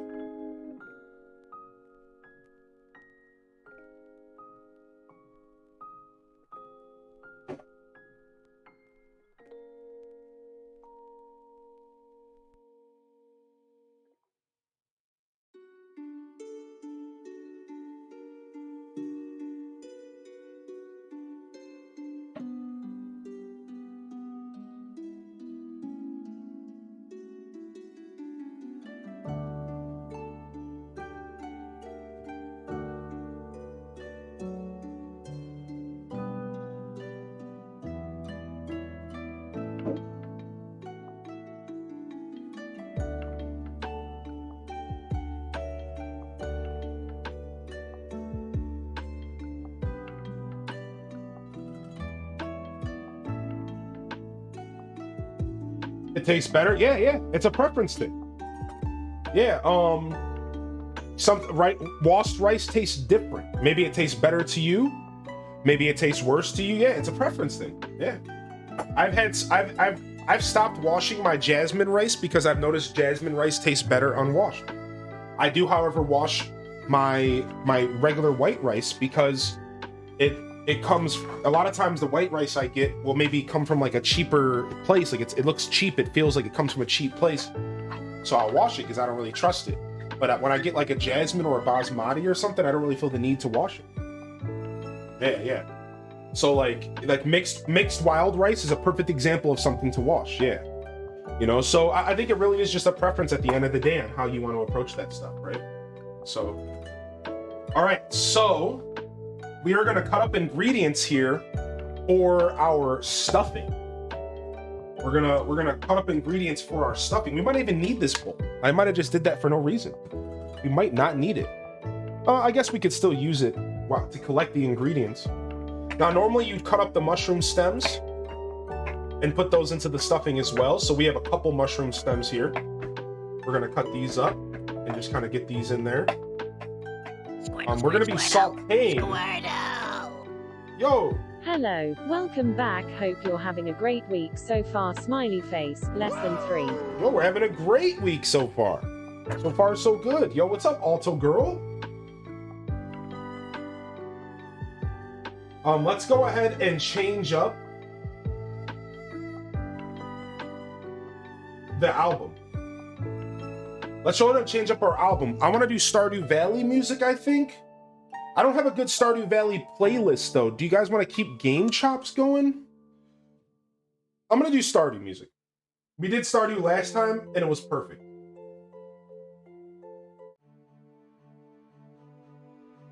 We did Stardew music last time for the cooking stream, and it was pretty good. So we're going to put this on, and it'll go through some weird songs, but it'll be fun. Maybe with something funky. We'll do some funk in a little bit. all right, here we go. So we need to get all of our ingredients. We have a lot of ingredients going into this mixture here, this stuffing. So we're gonna be cutting up onions. We have garlic. Let me grab the garlic out here as well.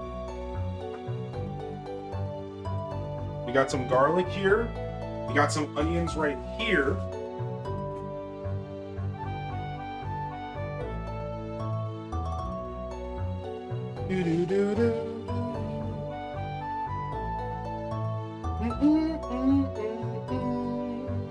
We have one more green pepper that we'll be cutting up as well. We have spinach going into this.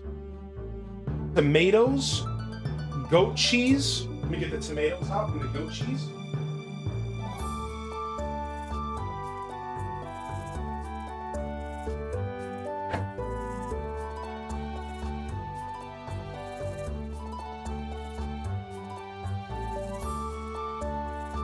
Now, you don't have to use goat cheese here.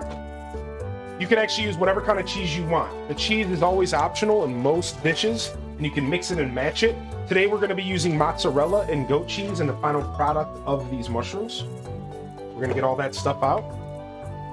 All right. Let's go ahead and get to some chopping. Never seen, it's just a vidella. This is a vidella. This is a big old vidella onion. This is what they sent me. I didn't actually pick out my vegetables. I had them shipped to me because I had a busy week last week. So I actually had these bad boys shipped to me. So we're gonna go ahead and we're just gonna cut straight into this and just peel it after I cut it. I really only need about half of this onion. So we'll put this onion away. We'll deal with it later. You guys ready to see some tears?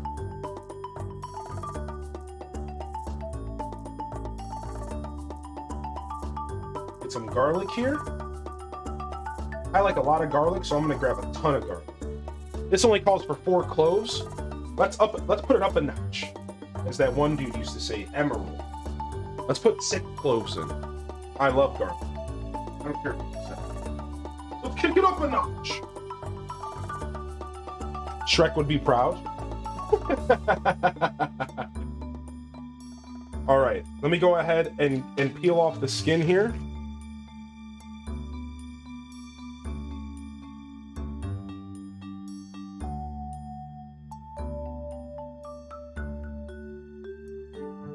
And then we just got to take this ugly butt off of it.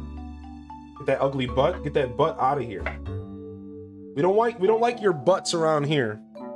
Get your veggie butts out of here. Let me know if the music's too loud or anything as well as we go. I think it's okay right now, I can tell, but you know, with everything that we do here, sometimes the music changes rough. So, cold onions produce less tears. That's actually a fact, but mine's warm. So here come the tears. All right, so we're just gonna be dicing this up.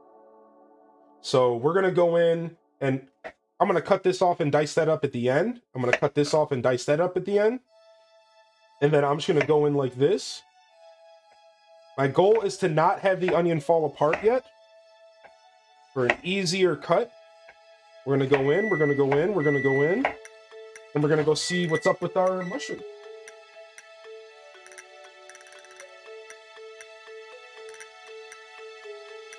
All right, our mushies still got some more time. So let's put these in here for another 5.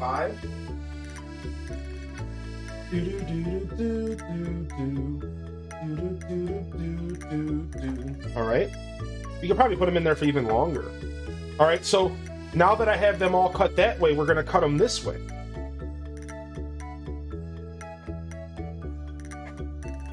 And there was one more step I could have did that I didn't do. And we could have been done with this already. But instead, I'm just gonna have to go in here like this. Make sure I cut some of these up.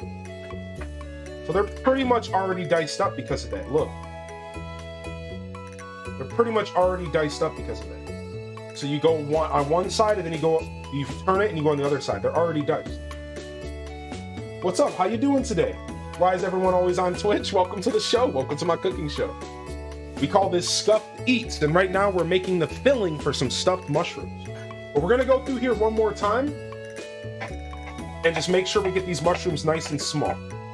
Because the truth is, no one really likes a giant chunk of onion, sorry. No one likes a giant chunk of onion in their food. No, like, no matter how much of an onion lover you are, no one likes biting into a giant freaking goonish chunk of onion. No one likes it. No one. So, I'm just gonna go ahead and kind of get in here and make sure that these big old chunks are nice and cut down.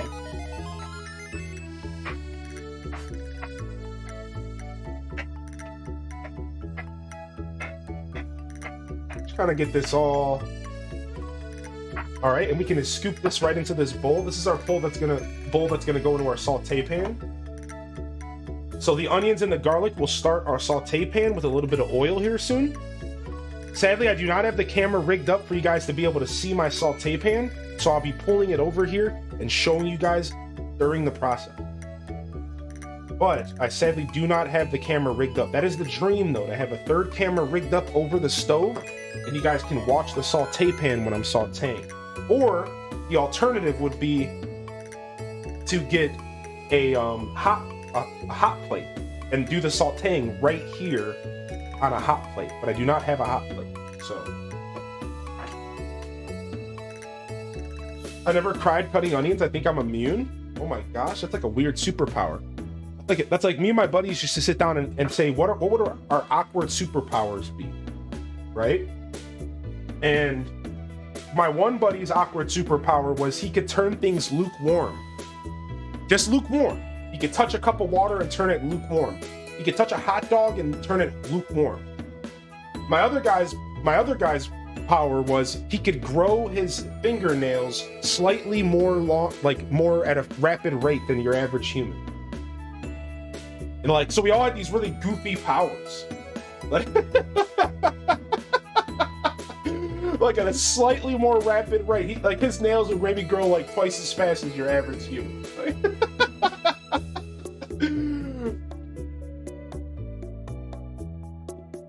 All right, so what you're seeing here is I'm smushing the garlic.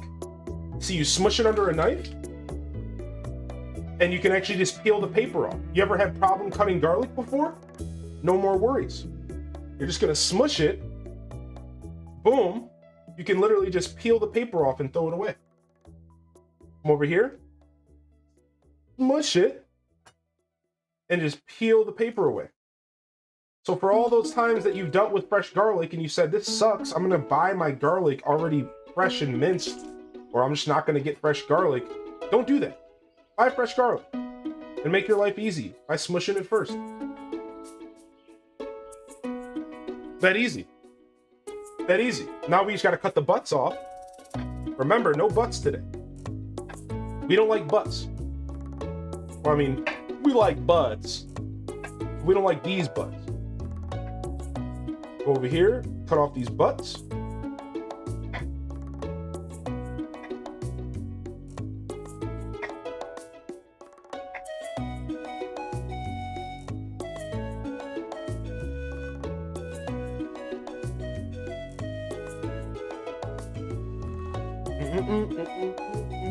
I could never eat a raw onion.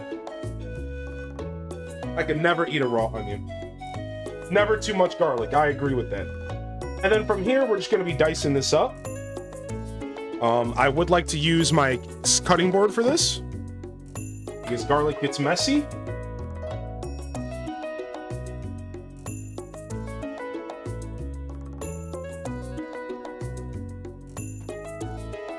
All right, we get the idea. So here's my roasted up shriveled mushrooms. It can go for long. Let me show you guys what they look like right now. And to be honest, I think they can go for a little longer. So look at these bad boys. The water is draining out of them. They're getting shriveled. We're gonna put them in for a couple more minutes. Just a couple more minutes. I want to get all that water out of them. Yo, Nita Chef, what's up, 420? You can do the brownies. You can get the brownies for us, all right? I'll handle the rest.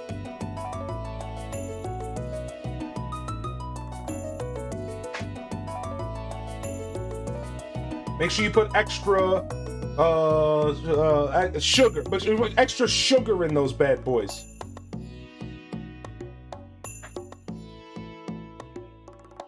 Yo, enjoy your lurk, Peach.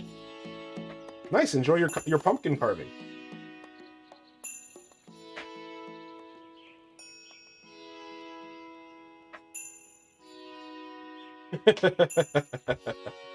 I have actually made THC brownies before. I also made THC mac and cheese once that was so potent, scarily potent that and my sister didn't know that was in there, and she ate like the whole batch of the mac and cheese. And so all right, let me restart the story. So I made butter and she made mac and cheese, but she took, instead of putting like one little piece of that butter in there and adding regular butter, she took all the butter and put it in there. You don't do that. You just put like one little piece of butter. So I made the butter, she made the mac and cheese, but she took all of the butter I made and put it in the mac and cheese. And it was insane. Like it was insane. I wasn't even there that weekend. She asked me to make it for her. So, because she knows I'm one of the cooks in the family. So one day I used to live with my mom. I moved back in with my mom for a little bit when she bought her house. And she like me and my sister, we used to hang out a little bit, and I was living there for like 6 months and helping my mom out while she bought her house, also helping myself with like a cheaper rent for a couple months. And but I was helping with her yard and stuff because it was like a big deal because my mom brought success to the family and she bought this house, so I wanted to help her. So I was kind of in a weird predicament. I could have kept living where I was, but I was like, why don't I come with you for a couple months and then I'll go about my business once I save up some more cash. And while I'm there, my sister's like, yo, will you make us some butter? Because her and her boyfriend, because we don't know how to do it, we're scared. We're gonna ruin our stuff. I was like, all right, whatever, I'll make it for you. I've done it before. So I made the butter for her, and then I wasn't even there when she made the mac and cheese. But I heard the stories afterwards of what happened and how they couldn't even get off the couch. They just couldn't even get off the couch. She's like, we were stuck. It was like we were glued, man. I'm like, you're such an idiot.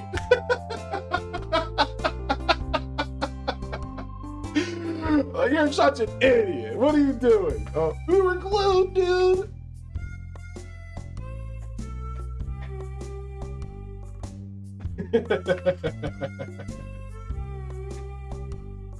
I think my favorite version of an edible, though, is tea. My favorite version of an edible, though, is tea. And you can simply just use a loose leaf. You can simply just use like a loose leaf style. There's a couple other steps. But once you get it all set up, you can just put it into a tea with a little bit of fat, because like it has to connect to the fat. You just make a cup of tea. It's like, that's my favorite. I like the tea. The technique behind it is pretty cool, yeah. So right now we're just dicing up some garlic. Yo, welcome in. How you doing today? First time viewer. It's kind of weird how you get outed nowadays. What's up, Truth Talk? Good to see you today.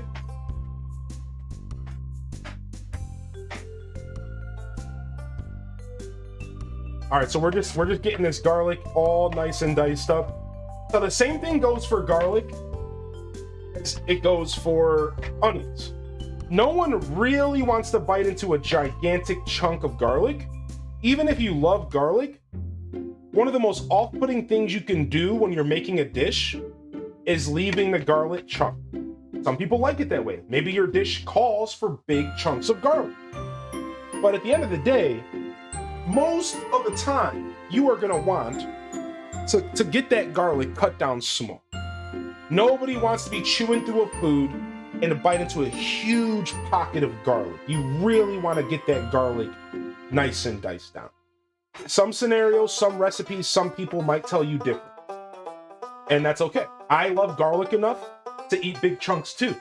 And that's why Beatles hates my food. Because Beatles eats my food and constantly he's like, dude, there was more garlic in there than there was rice. And I'm just like, well, welcome to my kitchen. So like, you know, what's up, Super Frost Fun Time? We're doing a cooking stream. Welcome in here, baby. All right, I got this stuff ready. We're gonna get ourselves our pan going. We're gonna be using this bad boy today. Get this pan going on nice and low. We want this on very low to get us started with a little bit of oil. I have extra virgin olive oil because that's how I roll. This is the stuff right here.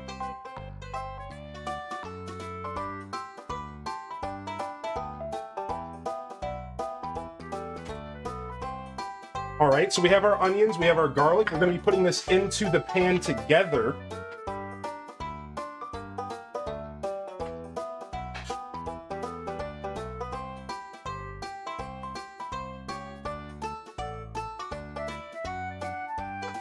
And we're almost ready to get that pan hot, but first we have to cut up a couple other things.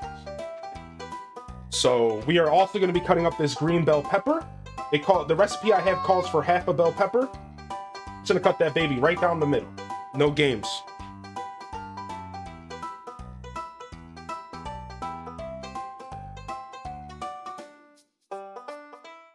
Taking all those seeds out of there.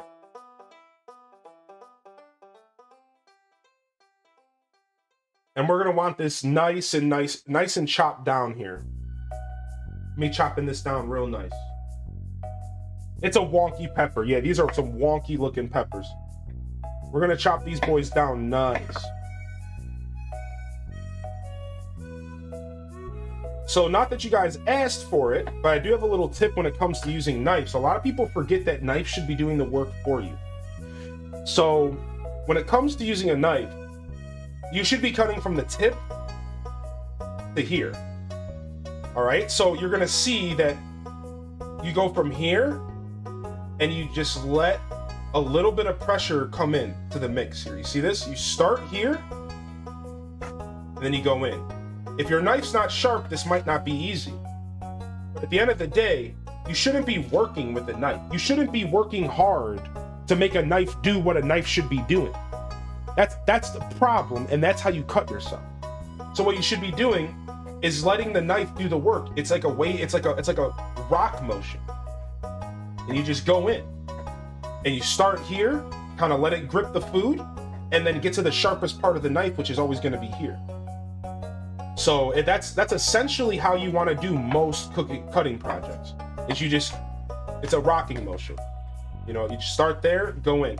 So if you ever feel like you're like struggling with the knife, you might want to get a sharpener. And if you don't have a sharpener, well then, you know, good luck. Just be slow and steady. Consider using a serrated knife. If you don't have a good sharp chef's knife, use a serrated knife. People overlook the fact that a serrated knife is fine and it's a lot safer if you can't find a good sharp knife. Just use a serrated. Just use a serrated. It's at the end of the day, it's going to be just fine.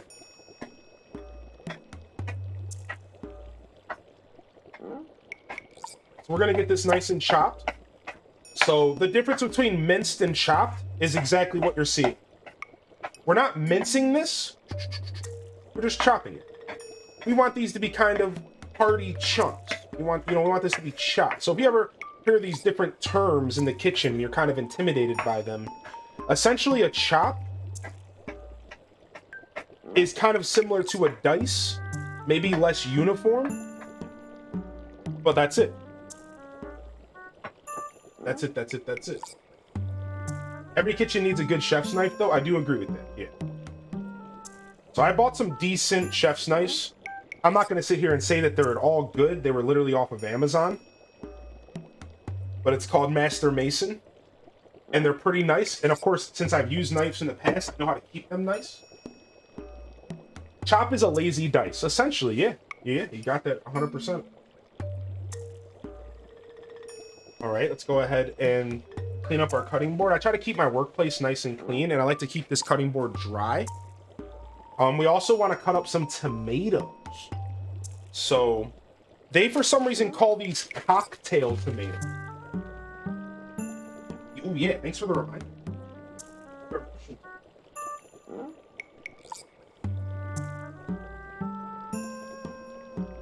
This is what I was looking for. This was what I was looking for. Let me move this out of the way real quick. Let me get us a rat. Now, this is what I was looking for. So we're going to go ahead and we're going to use paper towels to get all the moisture off of this. I turned off the heat on the oven. So we weren't, we weren't too far gone. If I don't use a timer, what I'll do is I'll turn the heat off of the oven and I'll just let it kind of get that residual heat in there. So we were okay to an extent. So my recipe, because I've never done stuffed mushrooms on my own, called for using a paper towel to pat them dry and to sop up the rest of that. So we're gonna go ahead and grab ourselves a little pan here, and we're gonna just kind of dry these with a paper towel.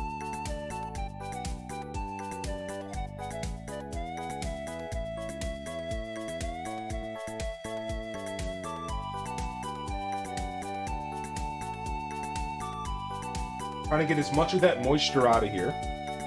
Cherry tomatoes are my favorite. Yeah, me too. I need more paper towels. These bad boys are wet.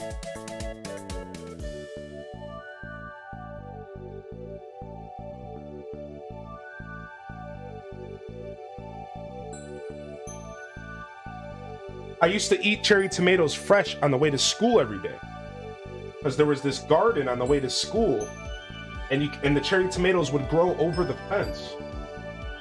And as a kid, as I walked to school every morning, I'd grab a couple cherry tomatoes and nom them up on my walk to class. This was like 5th grade, like very young, very young. Yeah, they are a good snack, yeah. Thanks for the call out. Was that Video Bug? Yeah, thanks for the call out on those. These came out perfect.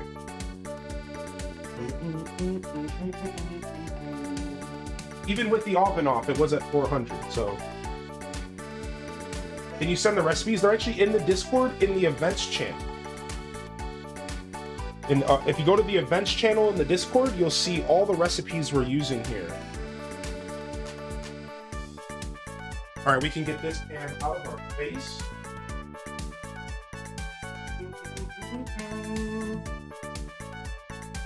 All right, move this out of our way.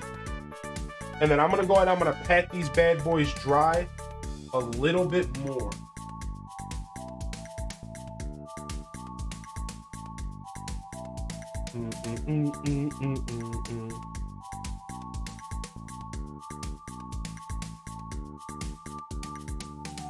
And then I think we're good to go.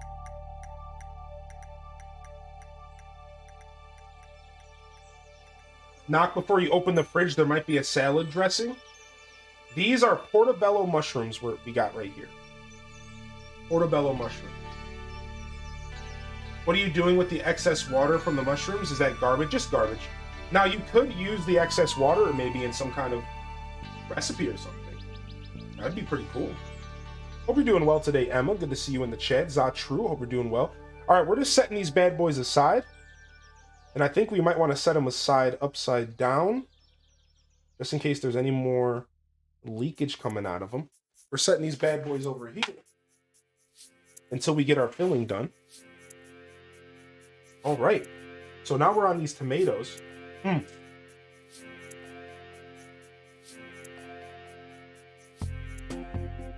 So yeah, I had to actually look this up online.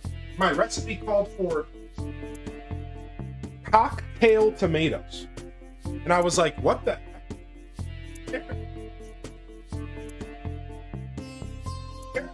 Cocktail tomato is another word for cherry tomato.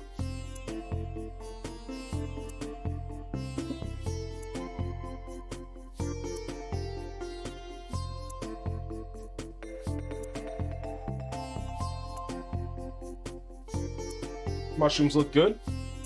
So we're going to be cutting these up. It just says to chop these. So I'm going to start off by cutting them in half. Then we'll probably cut them a couple more times.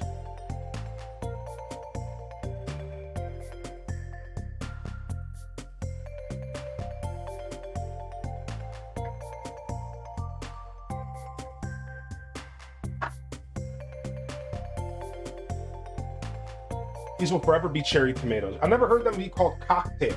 Yeah. Yeah, I know you guys can't hear me off camera. I know. That's why I came back. Yeah, I know. My camera is set up to where you can only hear my voice in this direction. So, something I gotta get used to. And it's Scuffed Eats after all. What's up, Chachichko? Welcome in. All right, I guess we'll chop these up in like fours. I really don't want to get rid of too many of the seeds. Probably easier to cut them like this, actually. Oh yeah, way easier. So the skin on a tomato can actually be pretty resilient. So I'm realizing that, and I'm just gonna cut them skin side down. Since it's just small tomatoes, it's not too unsafe. If these were big tomatoes, you might want to worry about them like rocking back and forth or something. What's up, PKN? Welcome in. I've never had a pear tomato. I have had a beefsteak tomato before. A beefsteak tomato. Those are like gigantic ones. Welcome in, PKN. What's up, Mr. Mean? It's a British thing. Cocktail tomatoes. Did you ever get those cocktail tomatoes out of the garden? Love?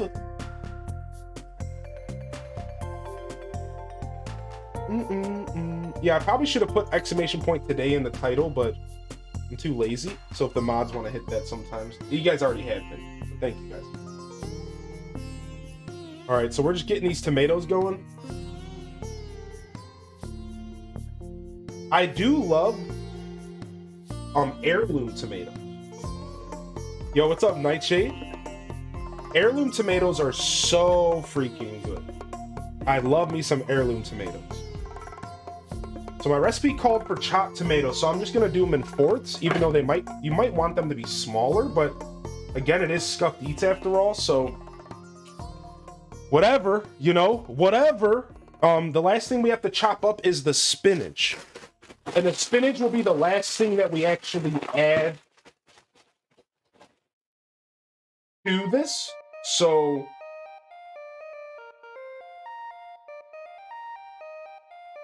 I love this song. So we're gonna go ahead and turn on this pan on nice and low. And we're gonna get the spinach chopped up while we wait.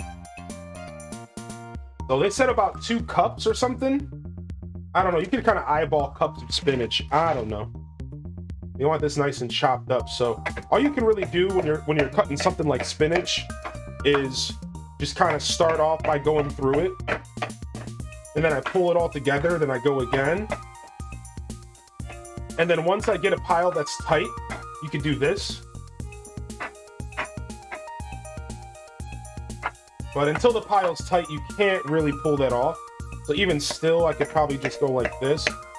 You know, you see cooks do a lot of fancy stuff, but a lot of the stuff they're doing is mostly out of speed. You don't have to be this fast in the kitchen. You can sincerely just take your time, enjoy the process of cooking, as long as you're not trying to time things. My favorite thing in the kitchen to do is time things. My favorite thing in the world is to try to make all my food come out at the exact same time. If I cook breakfast for you, I will be wringing your neck if you are not in front of the table eating those eggs as soon as they come out of the freaking pan. Because eggs are not good cold.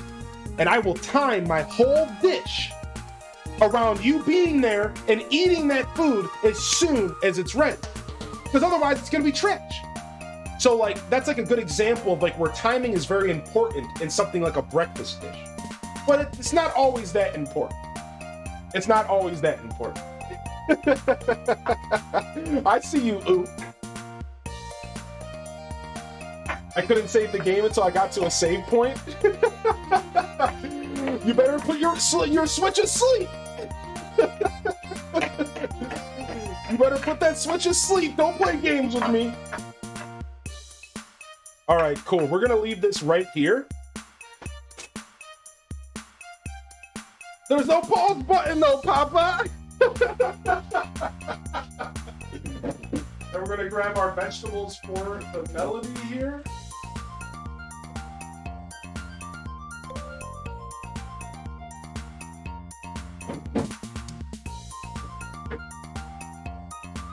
We're gonna need those, this, and this.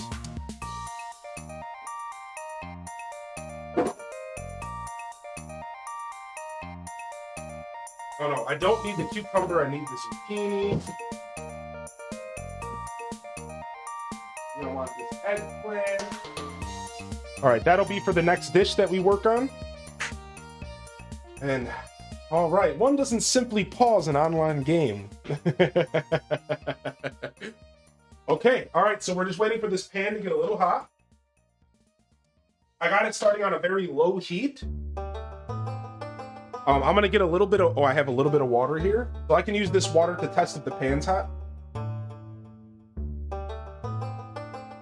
The pan is not hot yet, so I don't wanna get this pan too hot because the problem with this cast iron and the problem with this stove is it's not open fire. So if I get the pan too hot, then we're gonna end up scorching this garlic and these onions, and I do not want that. So we're gonna hold off a second, we're gonna let this pan get gradually hot here. Meanwhile, we can open up our package of goat cheese.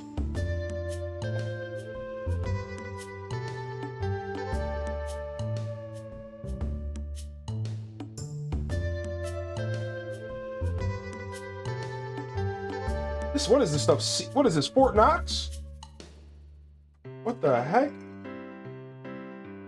Get this opened up here. And then I'm gonna wipe off my blade.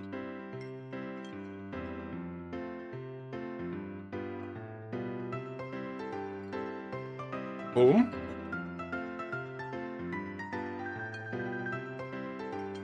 Feta is stanky. We're also gonna grab ourselves our breadcrumbs. We're gonna need those for this. So right now we're making the stuffing for the mushrooms. Get our breadcrumbs here. Got ourselves some just very traditional Italian seasoned breadcrumbs, nothing crazy. The mozzarella cheese goes at the end. And I think I will put the oven back on at 400. No, we'll do 350. Because what I'll do is I'll put the mushrooms back in the oven for like a couple seconds to get the cheese nice and melty on top, the mozzarella. Because I kind of want a nice color on top. I guess I could use the broiler.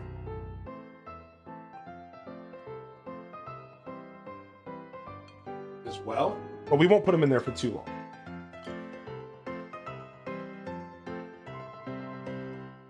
This music was kind of good for that. I'd take 2 orders of stuffed mushrooms, please.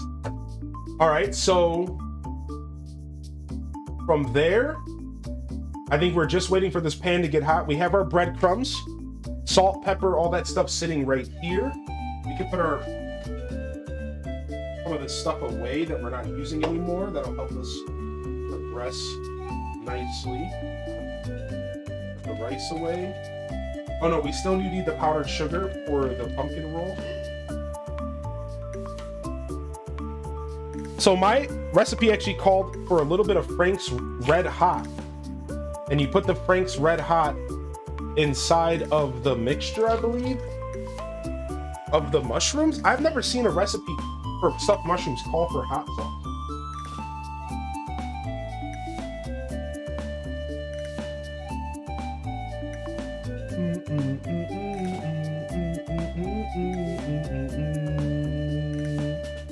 This recipe keeps getting better and better. So I think we're gonna add a little bit of Frank's Hot into the stuffing. I think that was the goal. Yeah, hot sauce and breadcrumbs going. So we got this. Let me make sure that this is open and ready to go. We can put our vanilla away, and the rest of our cream cheese can get put away.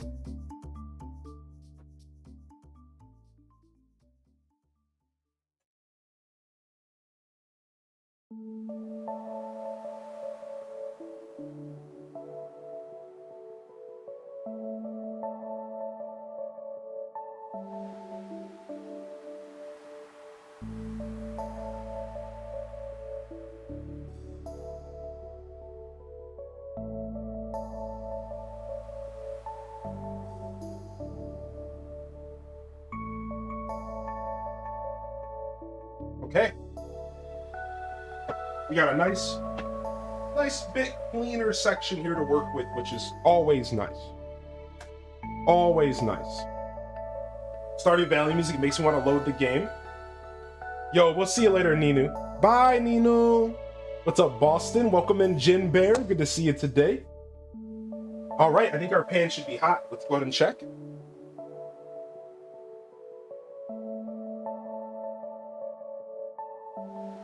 We can up it a little bit and get our pan nice and hot. It needs a little bit longer.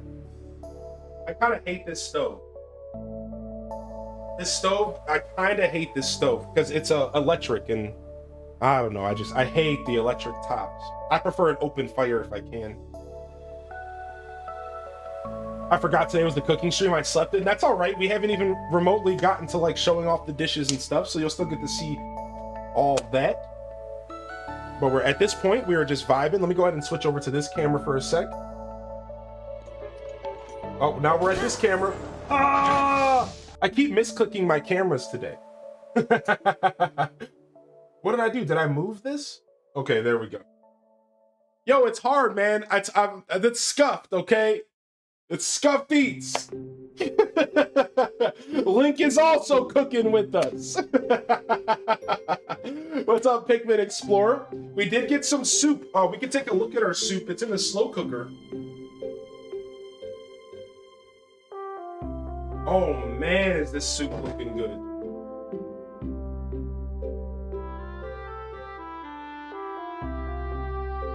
Here's a look at the soup so far.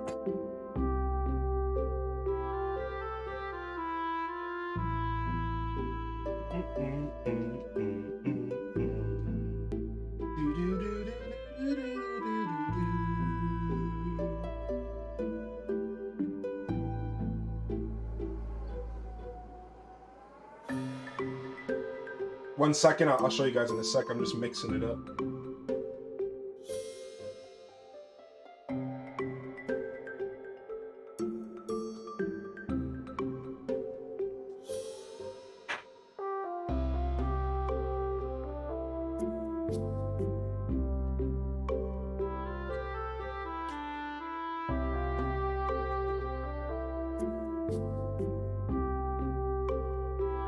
I'll show you guys the soup in a minute.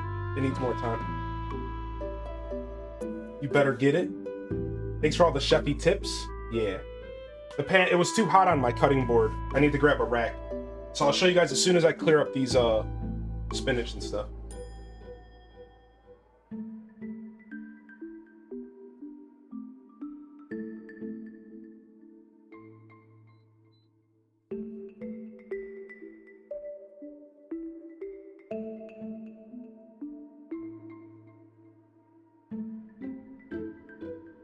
All right, now this pan's nice and hot.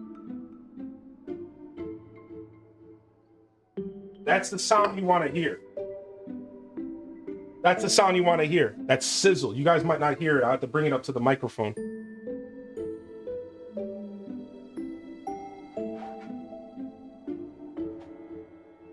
All right, let me go ahead and pull this down for you guys. So we got the onions and we got the garlic going in the pan. We're gonna let those go. We got some oil in there as well.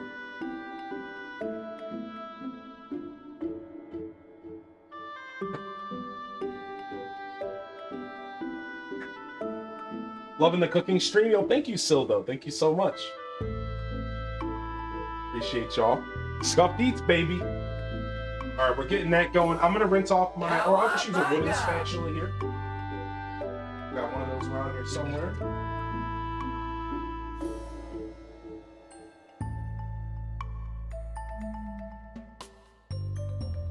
So essentially, once these onions get a little translucent and the garlic gets a little translucent, then we are gonna be adding the green peppers.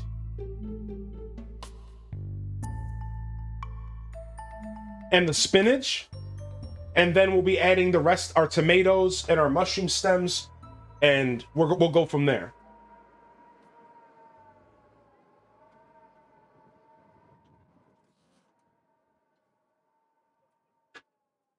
So I like to season throughout my dish. Some dishes will tell you to season later. I prefer to do a little bit of seasoning throughout my dish here. So I'm gonna add a little salt and a little pepper in here. And I can get you a link to this playlist in just a moment.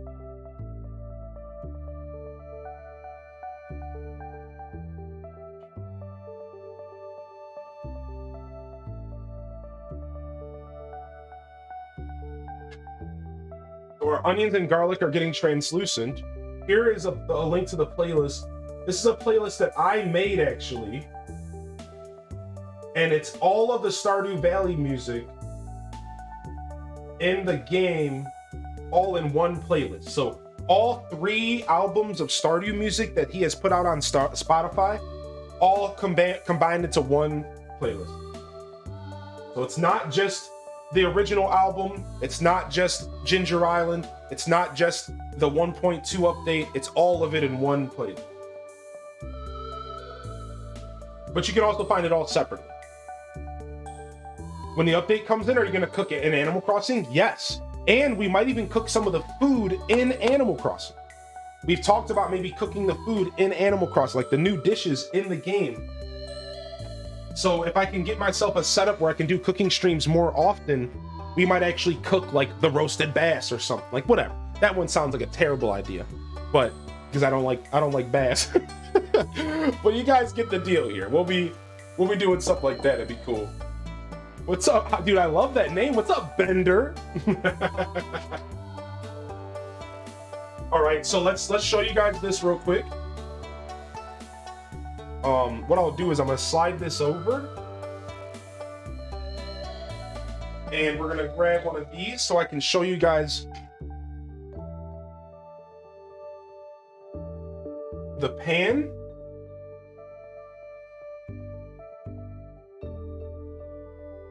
So these are the onions right here and the garlic. And we're trying to get these onions to be a little bit more translucent than this. If you guys could only smell this, oh my gosh, but a little bit more translucent than this. Some of these onions are still a little bit too white. So essentially the reason that you do this is because you're kind of creating a base, right?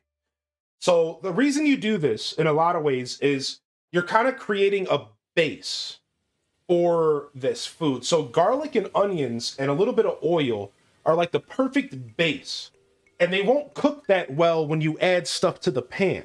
So what you do to make up with it for that is you will let them cook down, get the flavor out of the onions, get the flavor out of the garlic, all kind of melding together.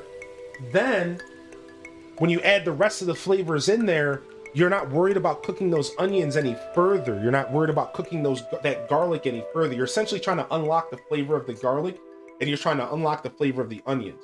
So you always want to kind of start, like most dishes that I've ever cooked in the kitchen start with onions and garlic in the pan. Yes, exactly, Silda. Like, no matter what you're cooking, maybe you're making homemade Alfredo sauce, onions and garlic. Then you add your heavy cream. It's onions and garlic are such a phenomenal base for so many dishes that I think that it really does make a difference. It's Bob Ross's birthday on Friday.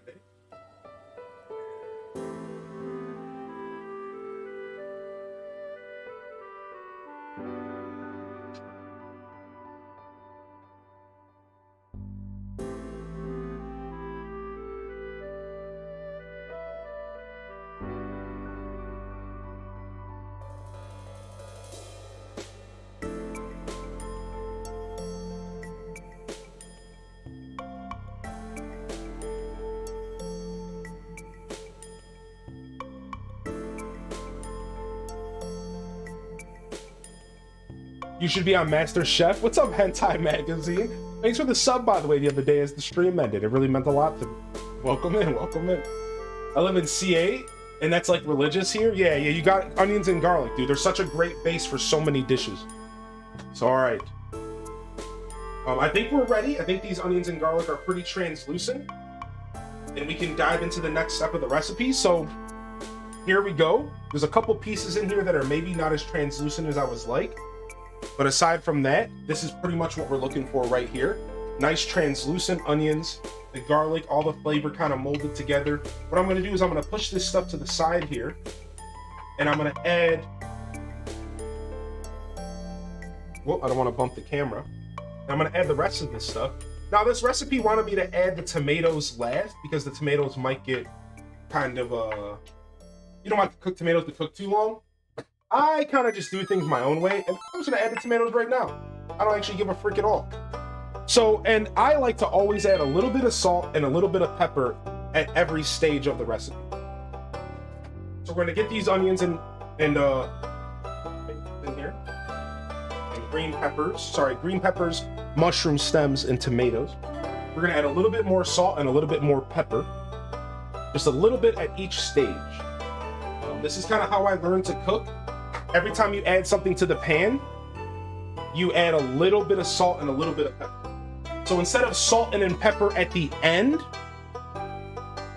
you salt and pepper a little bit each stage of the recipe to ensure that all the food that you put in is seasoned, right? That's my philosophy when you go for this approach. So we're gonna let this stuff cook up a little bit.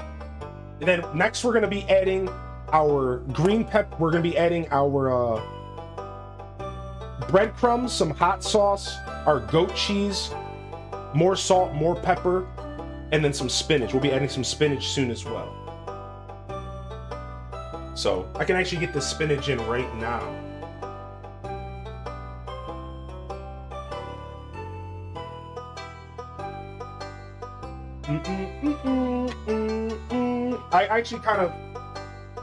I definitely added way more than 2 cups of spinach. Good thing I love spinach. Good thing I freaking love spinach, because that was way more than 2 cups of spinach. Let's be real, chat.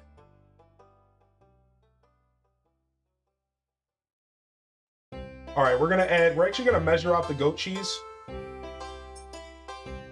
They wanted 1/4 a cup. I'm gonna add a little bit more than 1/4 a cup of goat cheese.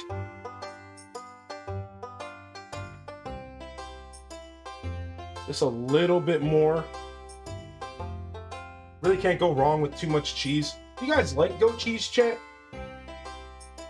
Are you a yay or a nay on goat cheese? What's up, Zoomis? Imagine if Gordon Ramsay just popped in here. That's a dirty bowl! You are an idiot sandwich!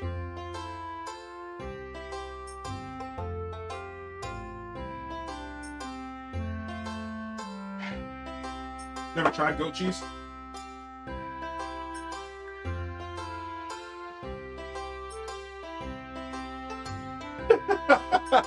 It's raw!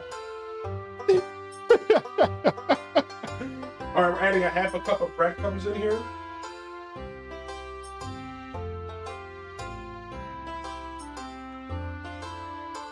About a 1/2 cup of breadcrumbs there. And we also want to add a little bit of this hot sauce. They said 1 tablespoon of hot sauce.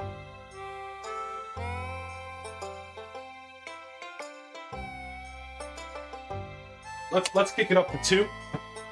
I like hot stuff. A little bit more salt, a little bit more pepper.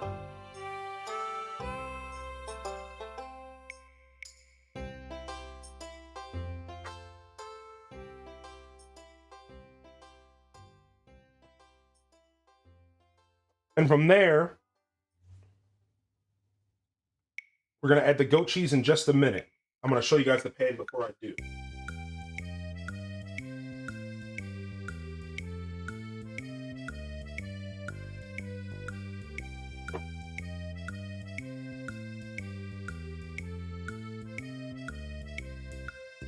Goat cheese is good. It's good for lactose intolerant. Really? I didn't know that.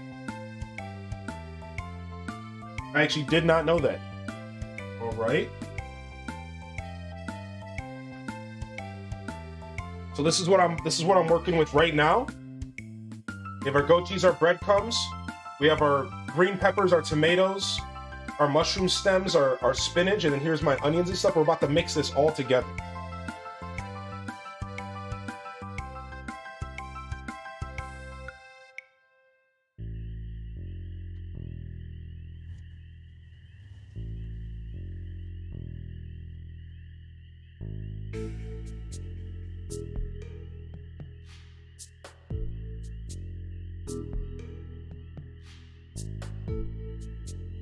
Here's halfway through the mixing process. Kind of starting to come together. I've turned the heat up a little bit.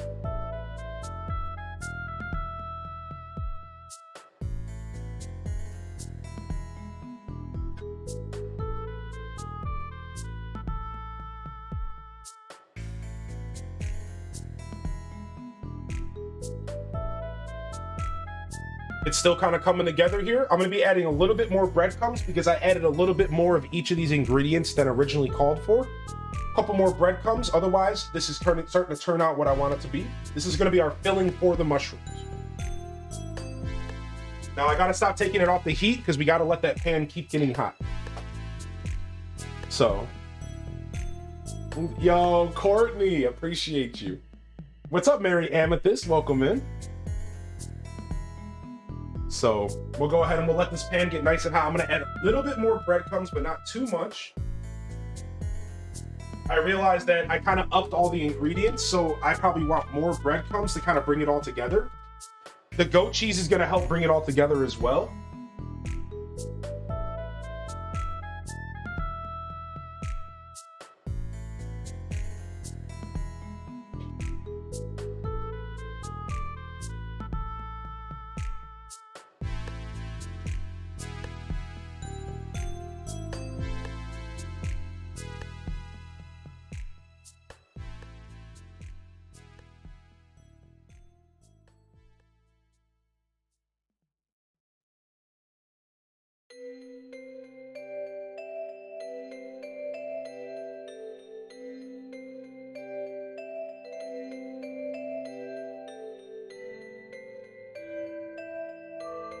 And essentially we have what we're looking for right here. We have this nice fresh melody.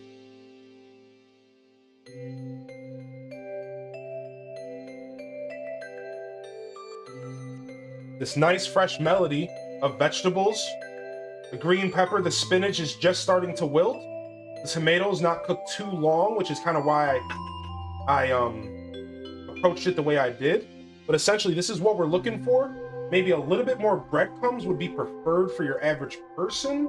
I think that I'm okay with this, but I could see myself adding a couple more breadcrumbs in the end. But we're trying to make a stuffing. We're essentially making a stuffing here, and this is exactly the stuffing texture. You can kind of see the stuffing texture that we were looking for here. Let me give you guys a nice close-up. You can kind of see all those different colors, all those different vegetables in there. So we're gonna put this on the pan. Let the pan get a little hot. And then turn off the heat from the pan and just kind of let this finish off like that. And I'm gonna do a quick taste test and see what we think. I can see myself adding a little bit more breadcrumbs to this. But that would be like the only thing I think that this could use is like a little bit more bread. Because I do kind of like that bready texture since it's going to be a filling.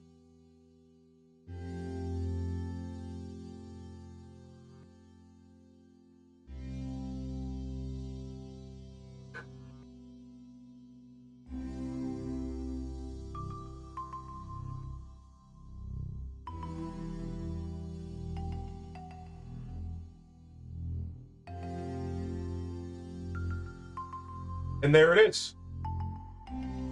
And there it is right there. There's our mushroom filling.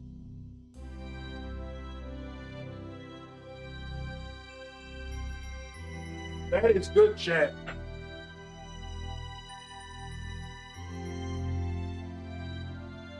That is good.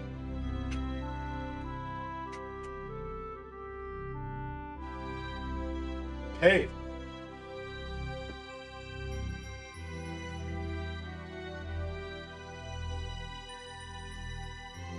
Now, I don't think I want to stuff these yet until we're ready to serve.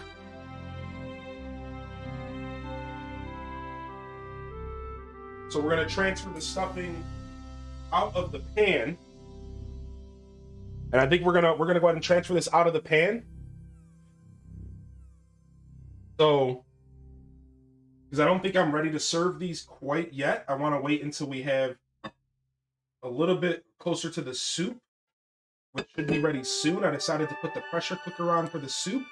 And the soup is doing its thing in there right now. It's turning out really good. Go ahead and get that pan out of here. So let me go ahead and get this.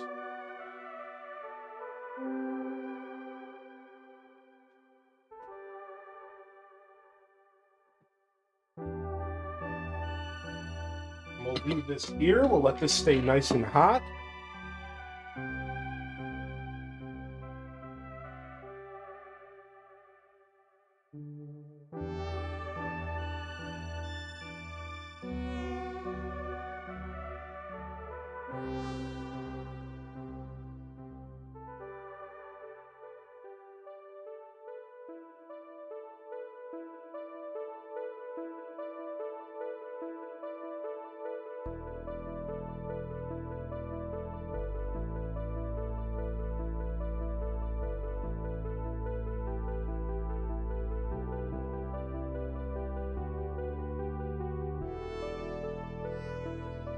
Okay.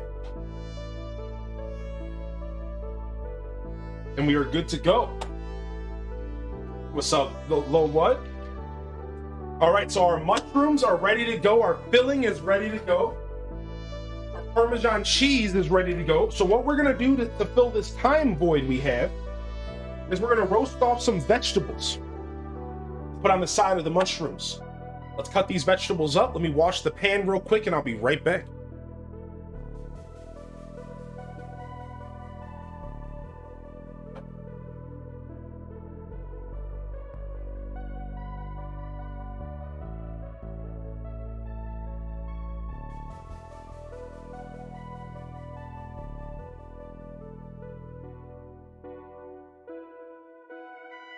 All right.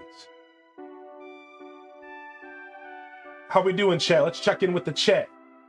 You're gonna make some apple butter soon? Oh, I want to make that so bad.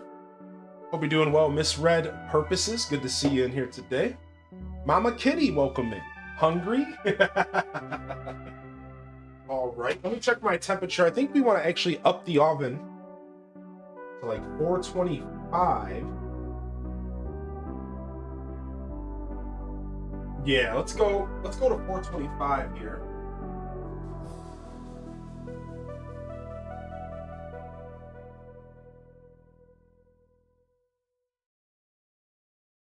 And we need a little bowl, some.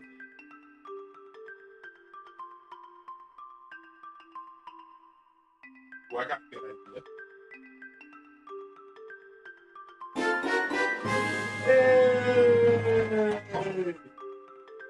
Hey yo fam, looking good in that hat. Yo, what's up, Smitty?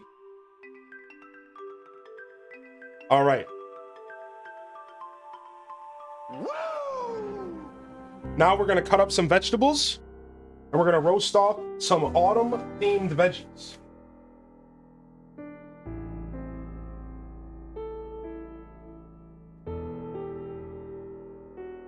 You heard that one? You heard that, Doctor? Did you like it? All right, so let me go ahead and show you guys what we're working with here. So today, go ahead and sorry, I didn't mean to get you guys all crazy. I should have did that before I switched scenes. We have zucchinis. We have eggplant. We have beets. Some delicious looking beets here. Oh yeah, boy. Now that's the stuff. We also got ourselves a green bell pepper, or an orange bell pepper to roast off. We also got ourselves some green beans and some carrots. We're gonna roast all this stuff off. Throw a couple carrots in there. So let's go ahead and get these cut up, cleaned up. Toss them in some olive oil.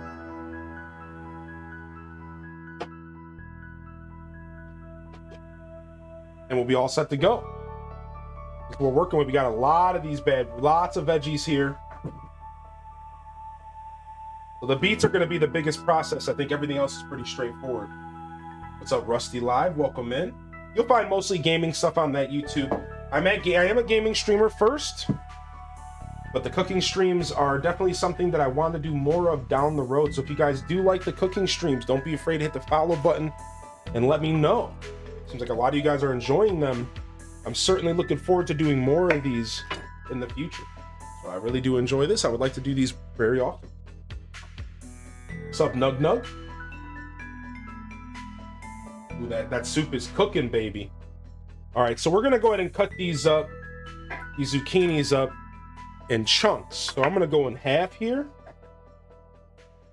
Then I'm simply gonna just go like this. We're gonna quarter them. And then we're just gonna cut. Nothing too crazy. Nothing too overthinky. That's it. That's it.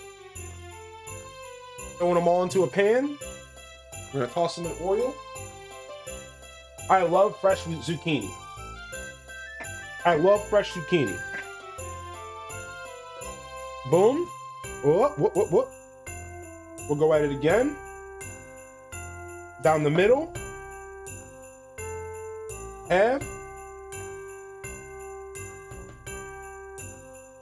And just cut them up. Cut them up. Cut them up. Get them out of here. We're just roasting them off. We're just roasting them off. Probably didn't even need this many zucchinis. Oh, I love fresh zucchini. I love it. Mmm.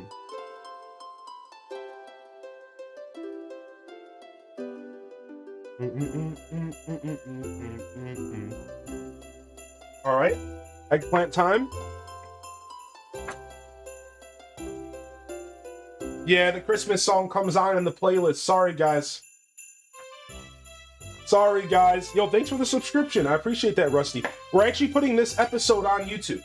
I have 2 other episodes I will be releasing on YouTube as well. Episode 1 and episode 2 of Scuffed Eats, as well as this episode 3 will be all on YouTube here in the future. Yo, what's up, Free Maury? Yo, thank you so much for the compliment. Thank you. All right, let's cut this bad boy in half. Woo! It's a big boy. I'm gonna go ahead and cut it in a 1/4 here. And then I think I'll actually cut it again. I like that.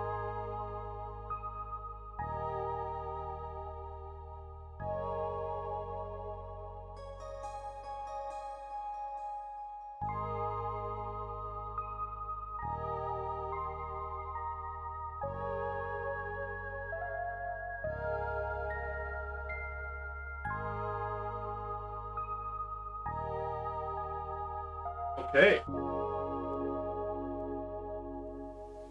I'm going to go ahead and let the steam out of my pressure cooker. And we're going to go see what's going on with the soup. Get some chunks of eggplants for our roasted medley. Get these bad boys in here.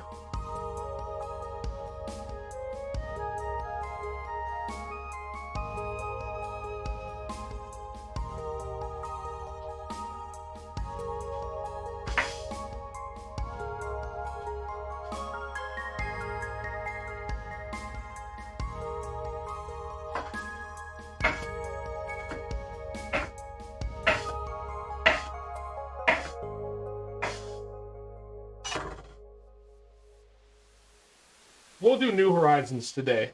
I don't have the GameCube down. I don't have the Wii down here.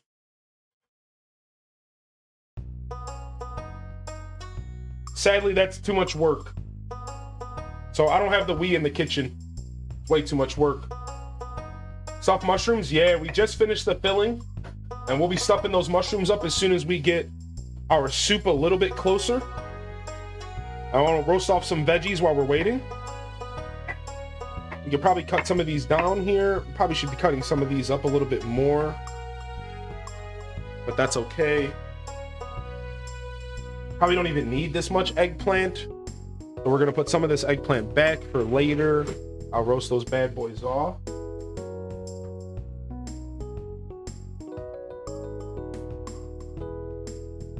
All right, that's gonna keep depressurizing. All right, sadly we have to de-skin these carrots are without a peeler because I don't own a peeler. So we're gonna be doing this. Because, you know, it wouldn't be Scuffed Eats if we had a peeler. Who owns a peeler and calls their stream Scuffed Eats? That wouldn't make any sense now, would it? That wouldn't make any sense now, would it?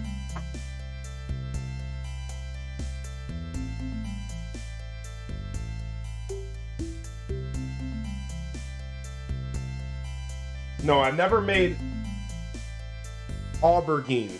I've never made aubergine. What is that? Oh, that's eggplant. You don't have to remove the seeds.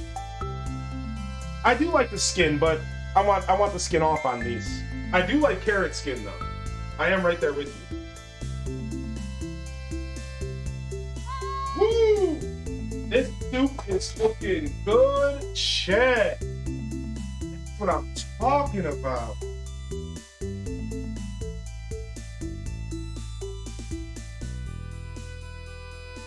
All right, it's gonna be hard to bring this pan over, but we're gonna try to bring this pan over real quick and show you guys.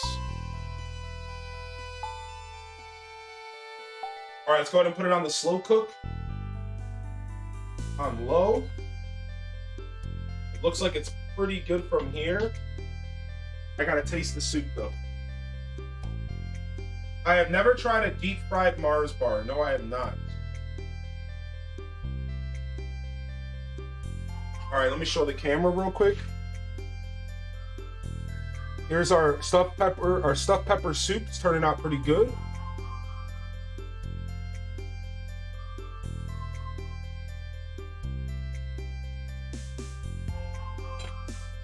The flavors are marrying. The flavors are definitely starting to marry. Chat, that tastes like a freaking stuffed pepper. That tastes like a freaking stuffed pepper. I'd rather taste like a freaking stuffed pepper. Oh my gosh, dude. I did cook for 8 years. I never did too much chefing per se, but I did cook for 8 years before I became a streamer. So I do have a little bit of leftover skills from that world. We'll try Ubi's technique. We'll keep one of the carrot's skin on and we'll roast it. And we'll wash it, and we'll keep one of the carrot's skin off, and I want to see if I can taste the difference, because I've never actually roasted a carrot with the skin on before. I'm going to try that out. I want to see what that's like. All right, stuffed pepper soup success. Okay, so we'll be cutting this up here. Nice chunks. We just want to chunk this up.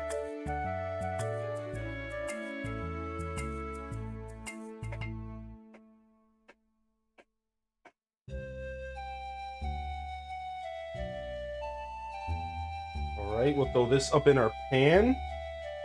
Root veggies.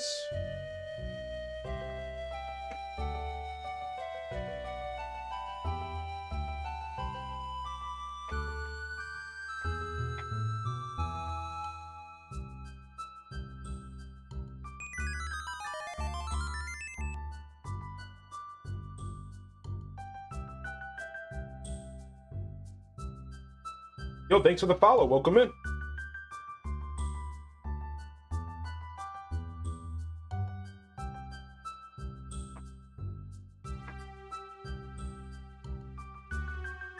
All right, we got to the point into the Stardew Valley playlist where it's starting to get a little weird. I mean, I love all Stardew Valley music, but this is where it gets really weird.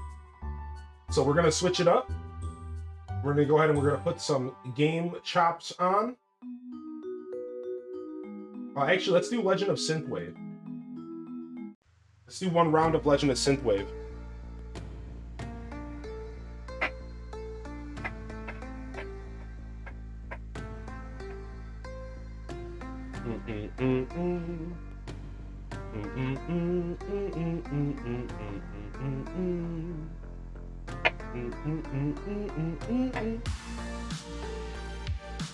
Some more carrots in here. I don't want to add this last carrot. So what we'll do is we'll cut this in half. I'm going to wash this, and I'm going to roast this off without taking the skin.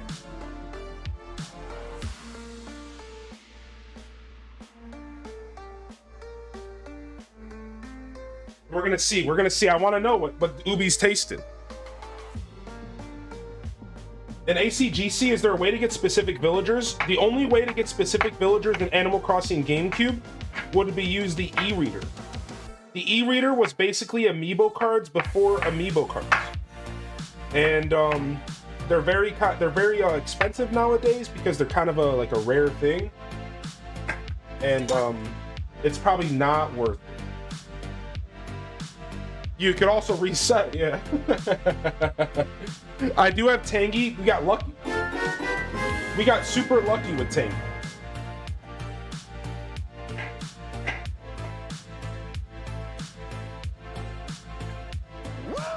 Yo, there's a primer. What's up, Amaya?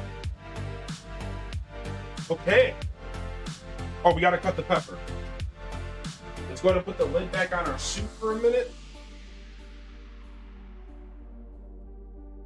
And we will show you the soup as soon as we're done cutting this up. Oh, and we have to do our beets. I have never used avocado oil, but I've always wanted to check it out. I've always wanted to try avocado oil. It's been on my list.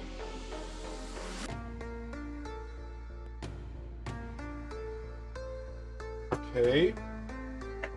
I don't want to cut these peppers up too small because they have to compete with the other vegetables in there. Now, normally you'd probably want to roast off vegetables separately if they're different. These are going to be like different types of vegetables. They're probably going to roast at different times. And some of them will over roast if you're putting them in there, or under roast. To be honest, we're going to just go with putting all of these vegetables in there because most of them will roast around the same time. I'm just going to make a point to put two different trays in. And one tray is going to be more focused on stuff like peppers and eggplant, and the other tray will be all of the more hardy root veggies. I do eat peppers raw, yeah. I even, with hummus is my favorite.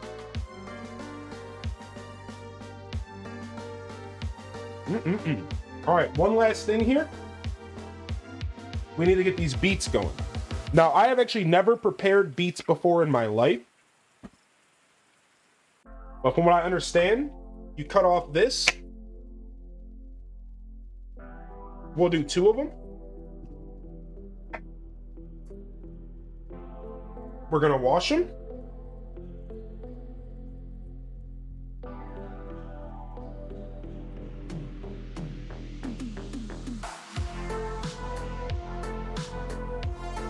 Now, I was told that if you're gonna roast these, you don't actually have to skin them. Your cutting board's about to be stained. Here, let me grab my backup cutting board. Good call. Thanks for the heads up. That's how we do cutting boards on top of cutting boards, baby. So,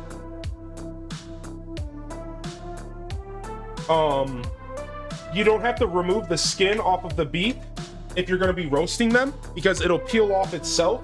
Plus, the skin is nice in a roast. So, because we're doing roasted beets, we don't have to bother skinning them, which is a nice little bonus for us not having to worry about this. So we're roasting them with the skin on. And I want to give you guys a nice close-up here of these beets. Look at these bad boys. It should give you a focus here in a second.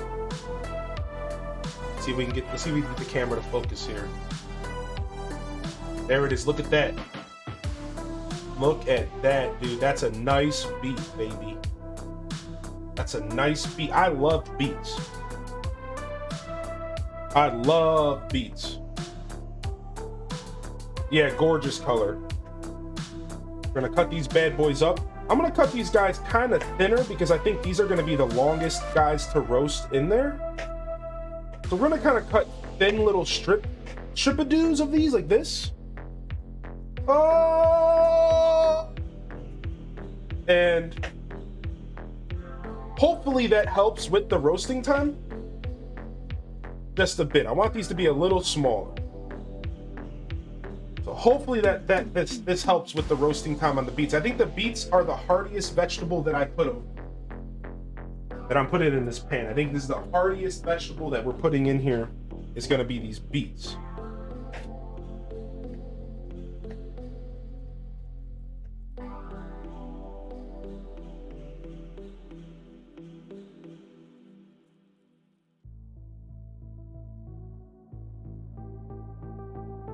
Feature Nature's Candy, asked Doug. See you at the game, Doug.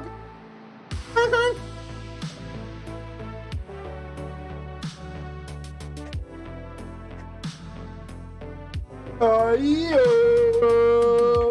Killer tofu. Oh, yeah. Killer tofu. Oh my gosh, dude. What's up, Savage? I freaking love that show so much. I was a big fan of... Can you eat a beet raw? I wonder. I've never eaten a beet raw. Should I try to eat a beet raw? Is it like a potato?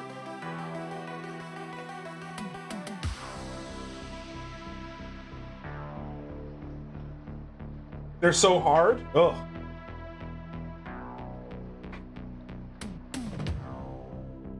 They're good.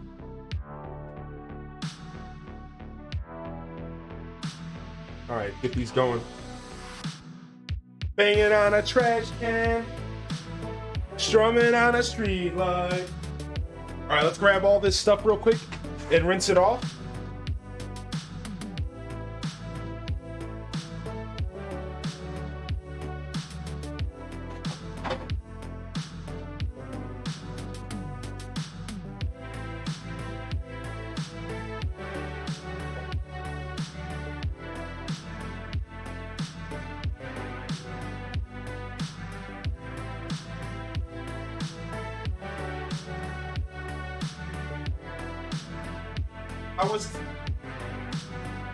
I was today years old when I found out that beets stain your hands. I was today years old when I found out that beets stain your hands. How about that? What's up, lover? Welcome in. Okay. All right, so now we have to get all these wrapped up in some oil.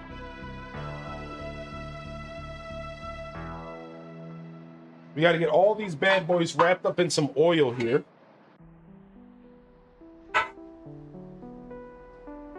Use them as dye in Minecraft. All right, so let's get all these pans. We have 3 pans we'll be using. And we're going to be tossing all of these vegetables in oil. So normally I toss them in a bowl, but I have no bowls because welcome to Scuffed Eats. We don't have any bowls. So we're gonna go ahead and pour all these vegetables on this tray. And we're gonna drench a bunch of oil and we're gonna toss them in oil and salt and pepper. So get lots of oil in here. Then we're gonna get our hands in the mix. Our hands are not done being stained. And we're gonna kind of just toss them about. Kind of just toss these bad boys about here. All right. Get them nice and covered in oil. Really kind of massage that oil in. Here's our big carrot stick that we're going to test for oobies. All right.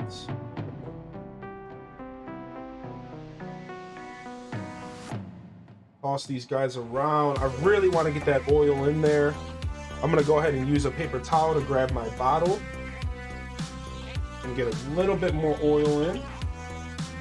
That should be good. Really get some nice oil on these guys. You don't want to add too much, but I think you want to add a good amount. Yeah, I'm on my way to munch on that. We're gonna add a liberal amount of oil because I want these guys to roast off and get a really good color on them. So the oven is ready to go. Then we're gonna take this nice melody and we're gonna salt and pepper them because you salt and pepper most things in life. Vegetables, you know, aren't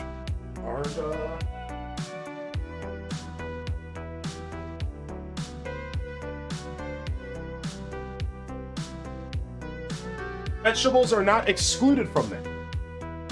All right. Yo, what's up, Slappy? All right, let me get this stuff out of our way here. All right, let's salt and let's pepper.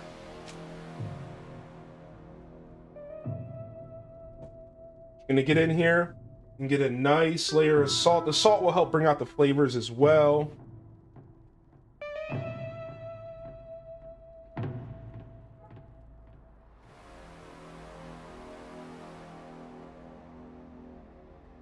We'll get a little bit of pepper in here as well. Just a little bit of pepper.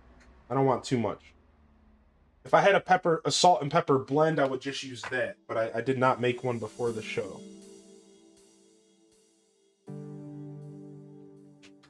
All right. And then we're going to separate these veggies. I'm going to separate these veggies here into multiple pans.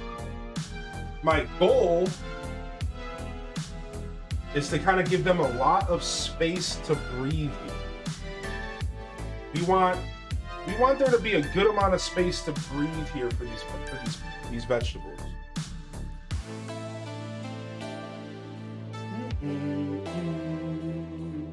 Nice beard, yo, thank you. We want a nice room to breathe. So any extra, I'm actually gonna go ahead and put the extras in this bowl because we have way too many on this pan.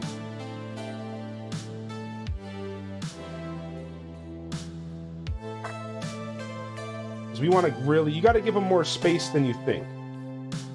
They need more space than you think. You really don't want vegetables on top of each other. All right, I think that'll be good. All right, let me rinse my hands off.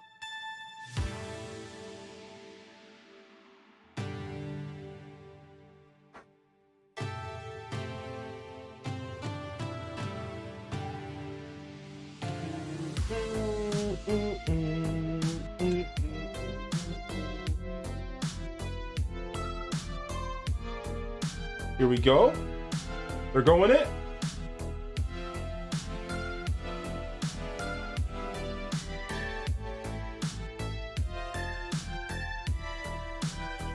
Now these roasted veggies are going to come out super weird, I think. I'm anticipating the roasted vegetables to be the failure of the day. And the only reason I say that is because I should have been roasting them off separately per the vegetable type, but I don't really care. So, probably be in there for about 10-15 minutes.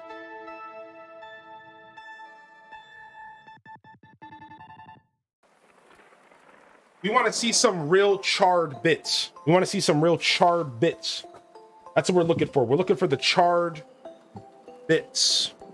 All right, we're going to keep all of these pieces of the beets. We might be able to use the beet leaves to flavor something later. Yo, what's up, 3-monther? Hello. I decided to cut out the green beans. Thank you for great content. It's Jam. Oh, thank you. No problem. No problem. Thank you so much. I like to do this fun stuff with y'all. The oven's at 425. A nice roasting temperature. 425. So I'm gonna start the vegetables at 15 minutes. They're probably gonna end up being there for like 20. Yeah, they'll probably be in there for about 20, 25.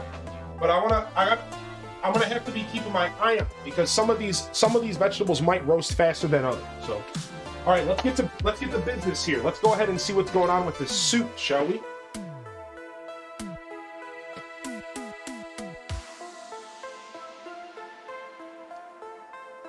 All right.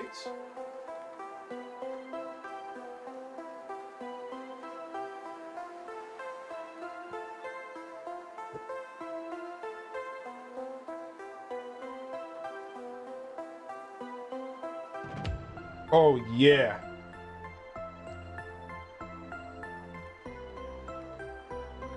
Here you guys go. Here is our stuffed pepper soup. Take a look at that, baby.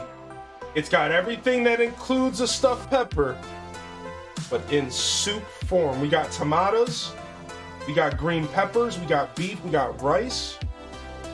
I'll tell you guys right now, it tastes pretty freaking delicious. Now, I told you guys it was gonna have that fat. You see that layer of fat on there?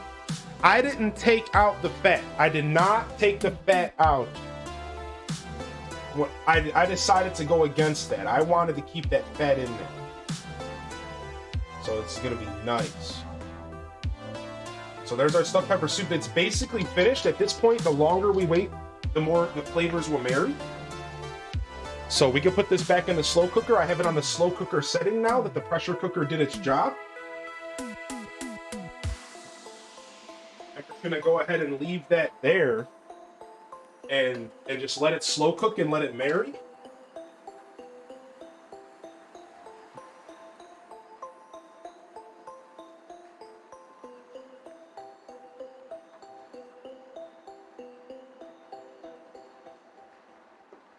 Now let's go ahead and take a look at our pumpkin.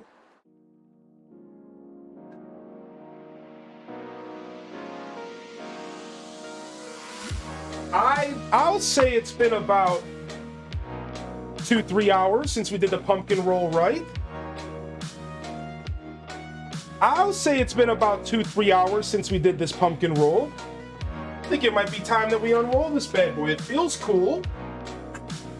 It feels cool. I think we're ready. I think we're ready. Let me go ahead and rinse off my spatula. Use this.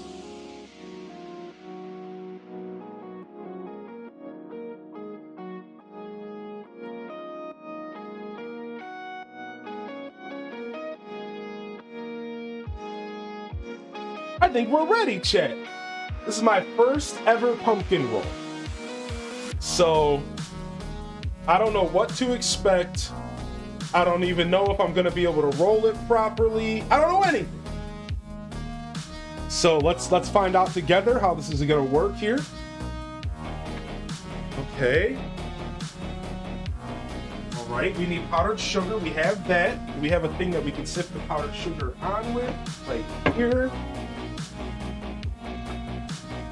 Boom, we have our filling.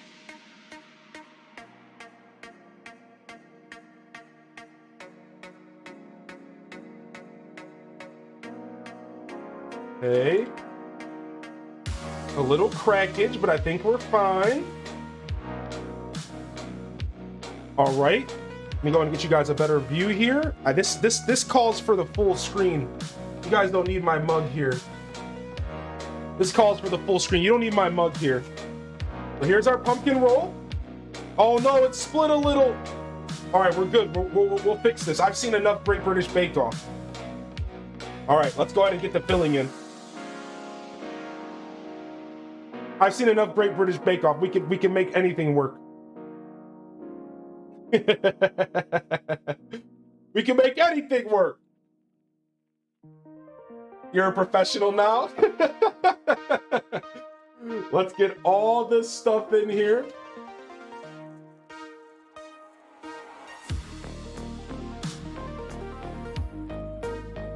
Oh yeah.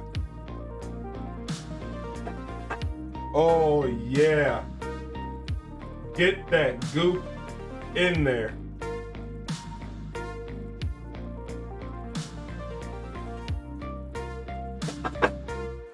Boom. So I wonder if the fridge might have been the big culprit for the split. It makes sense in my baker's brain that the fridge was just a little too cold and room temperature was the goal. So I think that might have been the lesson today, is even though we tried to speed it up with the fridge, we might have wanted to wait. I don't think you were meant to flatten it out. I didn't, it just kind of fell flat. I was trying to give myself some room to work with. Okay.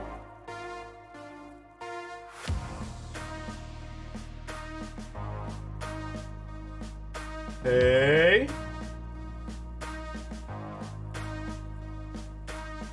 Yo, this looks good for me, dude. I like this. All right, hold on. Let's get it going.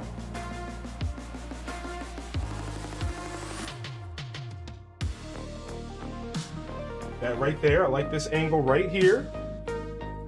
Turn it around.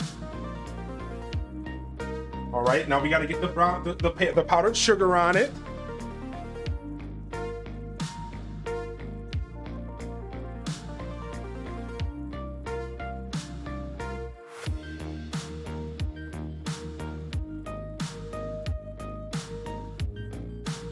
If it cracks, it was baked too long. Maybe that's it, yeah.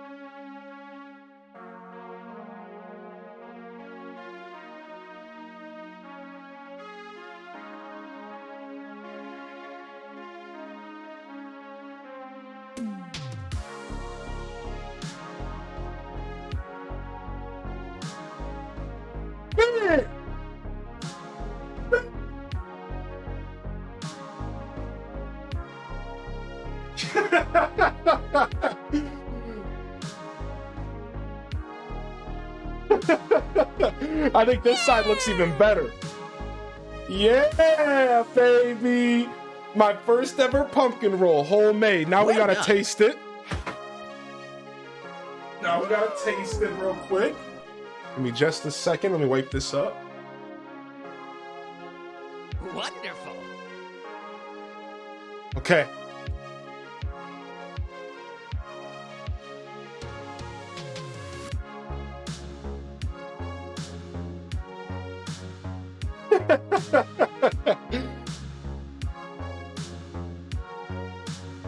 All right.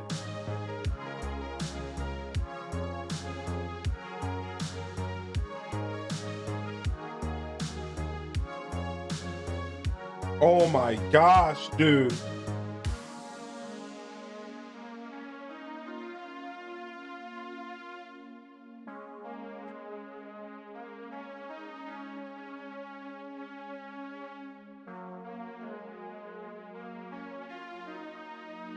Yeah. Chat.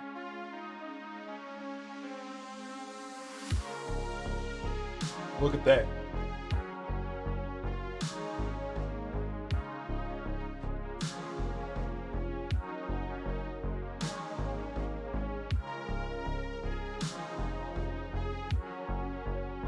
Oh my gosh, chat. That's it right there.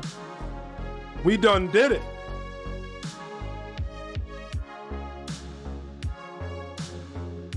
I don't think I would have got the Hollywood handshake. I did use a hand mixer for this recipe, but I think there might be a couple recipes that you can find online that don't use a hand mixer. Yeah, you can post a clip, yeah. I think there's a couple recipes online that don't use a hand mixer. Oh, the camera unfocused? I got you.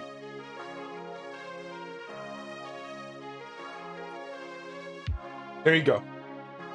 I think there's a couple recipes I saw that, but I ended up buying a mixer for this, just for this recipe today.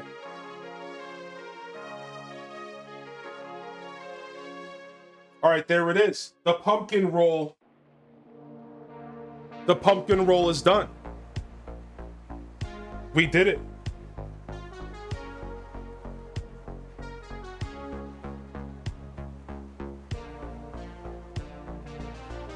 Yeah, I had to buy like a $20 hand mixer. I don't know what to do with this thing. Do we wrap it up?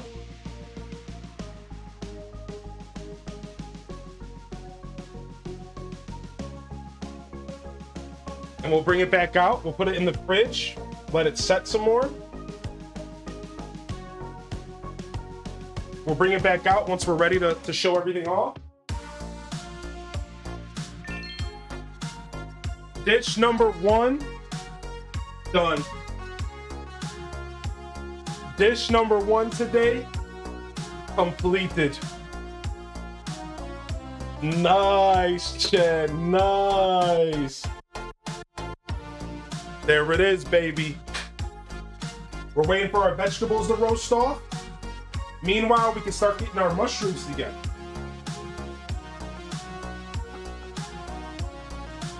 Let's go ahead and do that. Bum, bum, bum, bum, bum, bum, bum.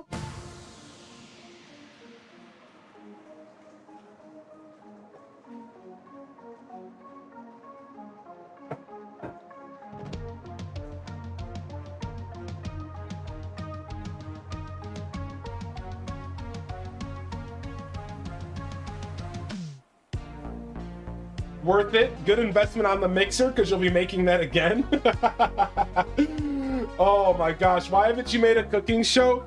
Because my journey as a content creator is still just beginning. And you know, one day I think I will be doing cooking a lot more often. You guys will probably see a lot more cooking in the future.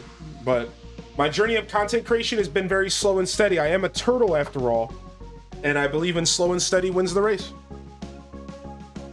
So you better make some pumpkin roll for Lady Descent. All right, so we are going to be taking our stuffing here. We're going in with our hands, and we're going to kind of jam packing our stuffing right on top there. We're going to make sure we have enough for every mushroom, and then we'll add to it. Kind of going just like that.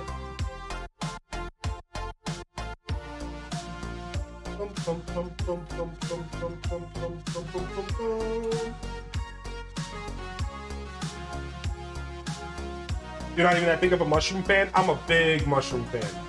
I kind of knew this recipe wasn't going to be for everybody because I know there's a lot of people that are just not fans of shroomies. And I get that. I understand if you're not really that big of a fan of mushrooms.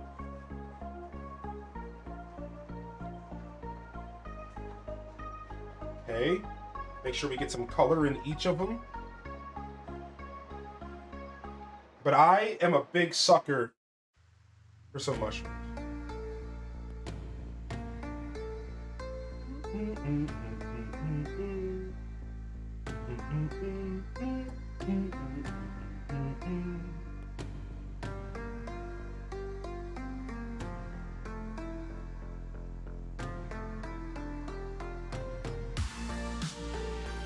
Right.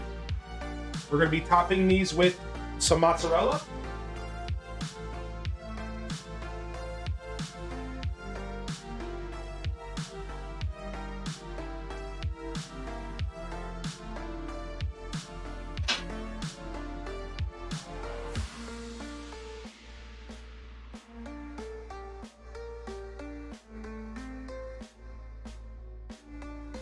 Yeah, the mushroom texture. A lot of people just are not a fan of mushrooms. Whether it's the texture, whether it be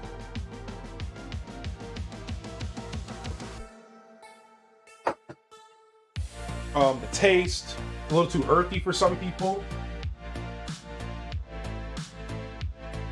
I do a cream cheese and sausage filling for mushrooms. Ooh, that sounds so good. I did see one for sausages, but I didn't want to work with sausages today. I was already working with beef figured I'd only work with one meat. All right, let me check on these veggies real quick.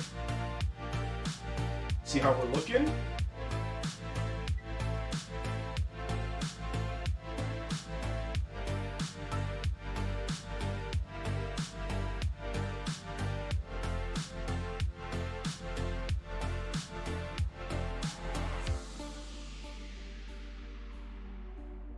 I'm just gonna spin one of these this pan around because I have it in long ways.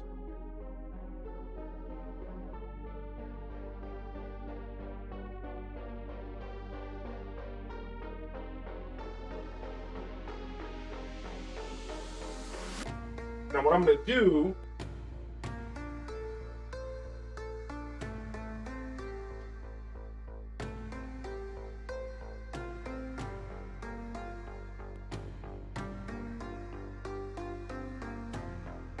I don't have any time, so I'm going to use a little bit of this Italian seasoning on top of these mushrooms or these vegetables as well, real quick.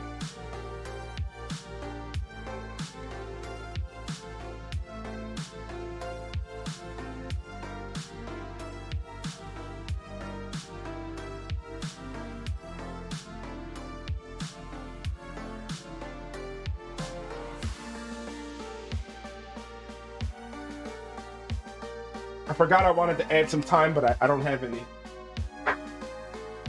So we'll add that just for a little color. And then we're just gonna put some mozzarella on top of these.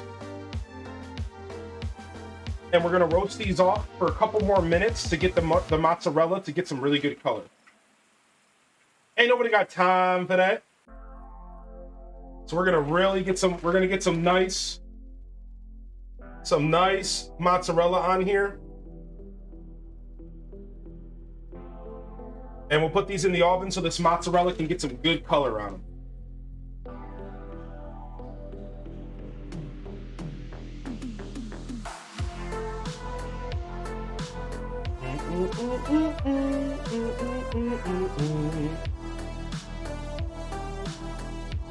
I'd rather use a pan, but I guess I could put them in there with the glass as well, but I'll just wait. All my pans are currently in service. What's up, LPK? Welcome in, welcome in. All right, now we play a little bit of the waiting game while we wait for our roasted vegetables. Once we free up a pan, we'll be all set here to do a serving. There's a time and place for herb jokes. Oh my gosh. Thanks, Waffle Bunny, for the biddies. Thank you, Kaylee, for the 3 months. Thank you for the follow, Cotton.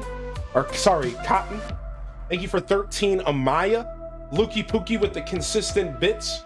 And 30 bits from Gunblade. Welcome to the show, fam.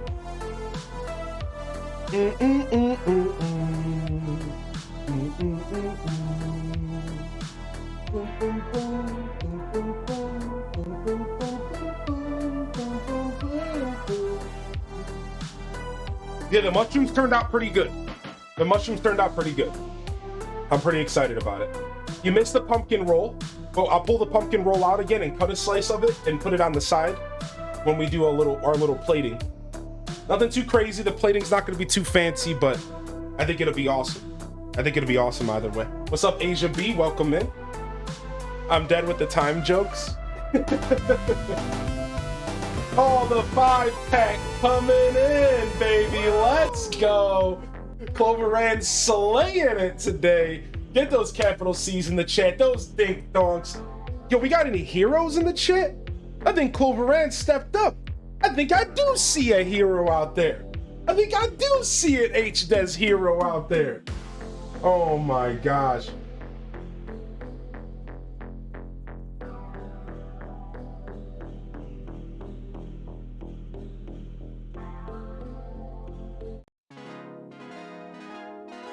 Who needs a plate? I'm eating right now out of the pan.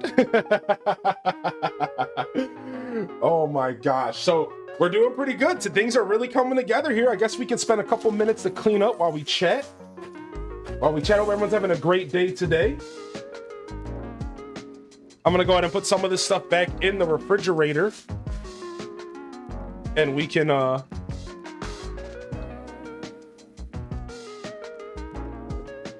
be right back.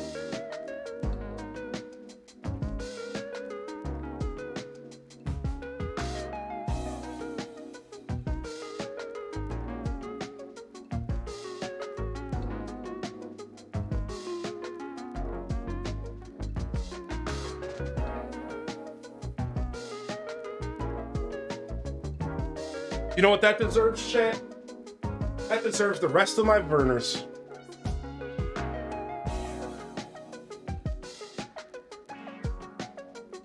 Cheers. Love the new cat jams. Yeah, the cat jam's good for the season. I like it a lot. We still have vegetables left in here. I'm gonna eat one of these beets raw.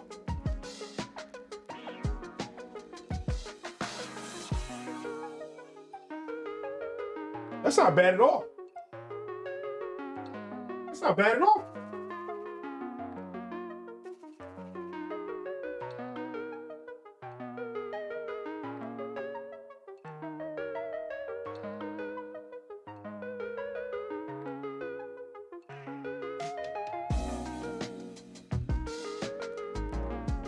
Hey.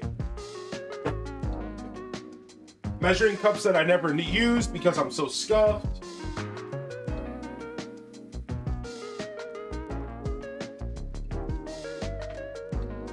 Couple more minutes on our vegetables, and I think we're good to plate. Oh, I kind of spilled powdered sugar in my cabinet. Oh no. Frick.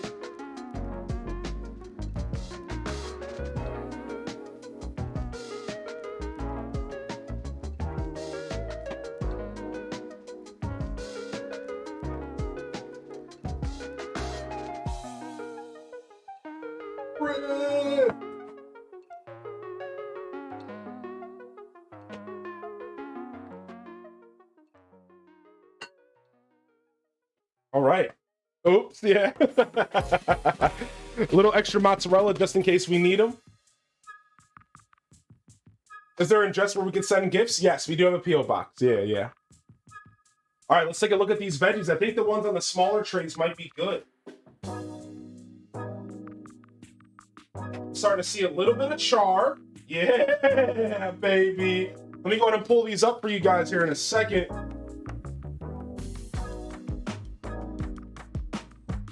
That's what you want. You want a little bit of char.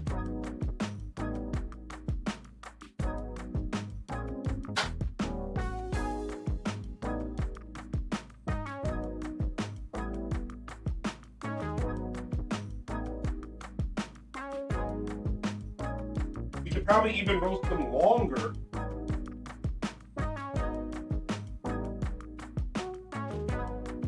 If we wanted to. This towel is just a little bit bigger than I'm used to, so I'm struggling holding stuff. Let me go ahead and switch to the other scene. Here we go. It's our roasted vegetables. See, what you're looking for is, like, you see the tip of this? You see that char right there? You're looking for char.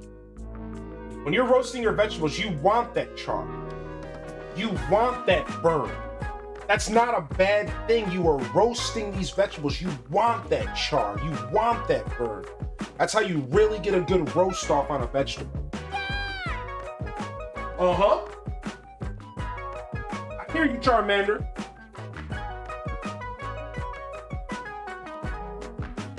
All right, while those vegetables are finishing up, we're gonna go ahead and now we made room so we can put these in this glass Pyrex, and we're gonna get these guys going real quick just to get this cheese melted on top.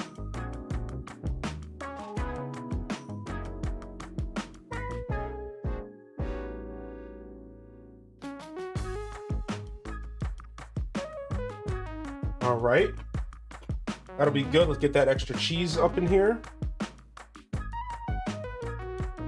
All right, let's get these guys going in here.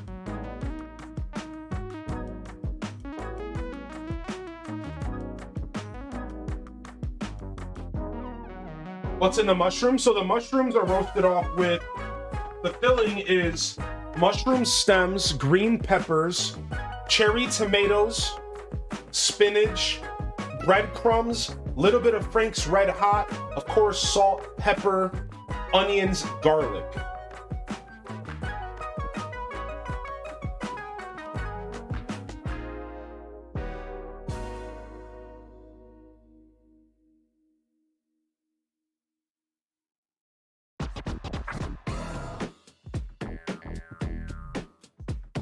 Oh, and goat cheese. And goat cheese. We added goat cheese as well. Yeah, goat cheese as well. I think that's everything. Then a little bit of mozzarella on top to finish them off. Boom, boom, boom.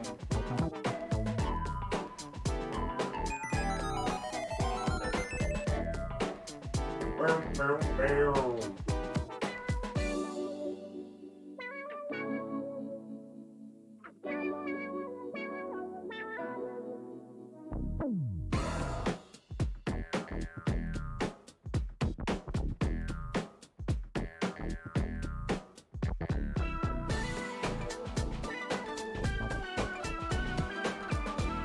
Right? There's our vegetables. Look at that.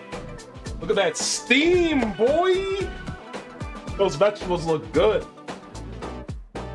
Those vegetables look good. That'll be perfect right next to the mushrooms on the plate. So I originally only had 3 recipes planned for today. And I thought to myself, this plate's not gonna look complete. What do we do? And I decided to do an autumn melody of vegetables to bring a bunch of color to the plate and kind of make the plate pop. That's what I wanted. I wanted the plate to pop and really feel more autumny than you could get from just some mushrooms with some cheese and some soup. And I think this is the perfect addition to the plate, which is why we decided to go with the vegetables. So that was it was a last minute call to kind of spruce up the day. And I honestly knew I was gonna have a little bit of downtime, and I didn't know what to do with that downtime. And I decided, you know what? Let's give ourselves one little thing extra to do. And I think we haven't had much downtime today. I think we did a good job having a flow the whole time. I think we only sat here for about 10, 15 minutes, like total. And I think that's perfect. I think we had the perfect flow today. We didn't really have much downtime at all, which is what I was going for. You know, we had to wait a little bit for the oven. You know, only having one oven kind of sucks, but okay. You just gotta make sure that these mushrooms don't, we don't want these mushrooms to get overcooked in there. We just want the cheese to get nice and melty on top. I wish I had a broiler, I do not.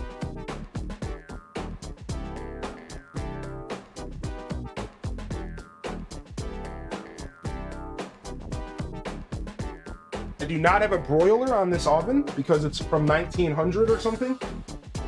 So we couldn't use that. Yeah, we don't have a broiler. Yeah, because it's not, exactly, because it's an electric oven. So I guess it's not 1900, I guess it's too new. So I couldn't broil them, sadly. Yo, cheers, chat, if you haven't hydrated today.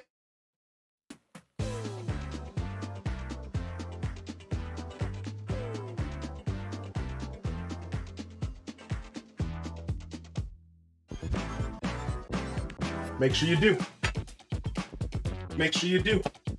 All right, we're gonna be going with this plate right here because I only have 4 plates in my house. Because this is Scuffed Eats, motherfucker! So this is gonna be our plating arrangement. You think we got more than 3 plates in this house? Nah, G. Nah. What you think this is, dude? We got more than 3 plates? We don't give a fuck. You better get out of here with that. All right, these are the cheese is almost where I want it to be. So let's go ahead and start plating. Let's get the soup going.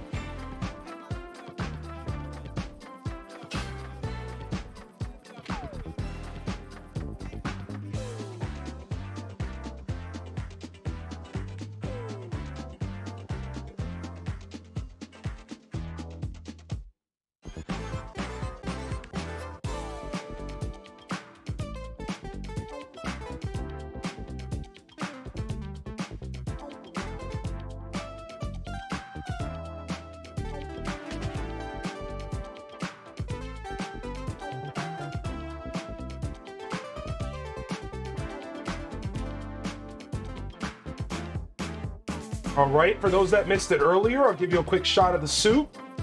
Stuffed pepper soup. Okay.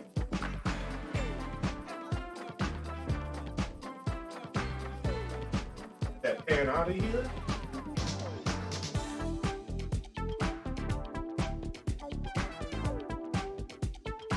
I want a little bit more color on the cheese. I really like a little bit more color on that cheese. I don't think I'm gonna get the color I want because it's not a broiler. We might have to give up on that in just a second.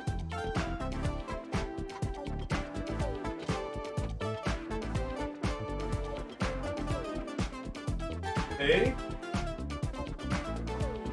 Yo, it's gonna be good, dude. We're about to plate up right now. We're plating up right now. Get your clips ready. We got to get a good clip of the plate up. Once it's all set and the camera settles, we'll get a good plate. We'll get my screen off the face, or my face off the screen. Dyslexia is real, chat.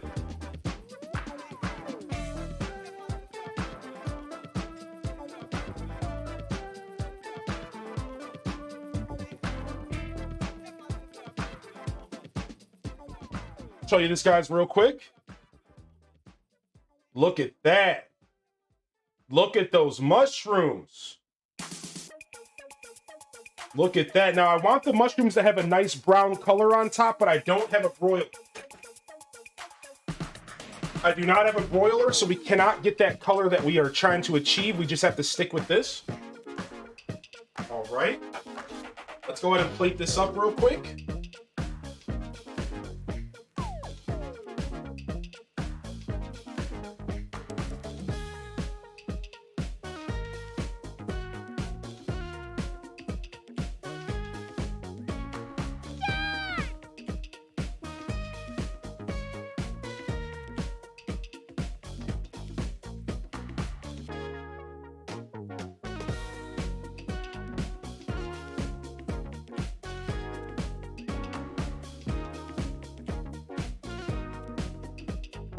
Okay, let's get some vegetables on there.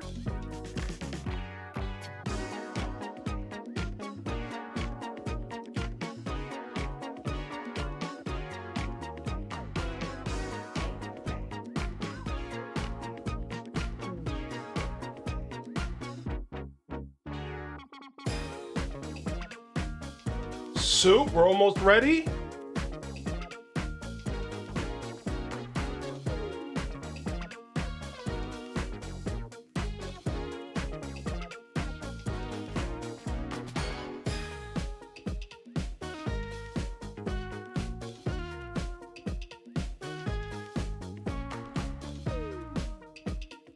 And there is your stuffed pepper soup, stuffed mushrooms, and autumn vegetable melody, all roasted off right there. But there's one more thing to add to the plate here. Let me go ahead and get you guys the full scene real quick. There's one more thing.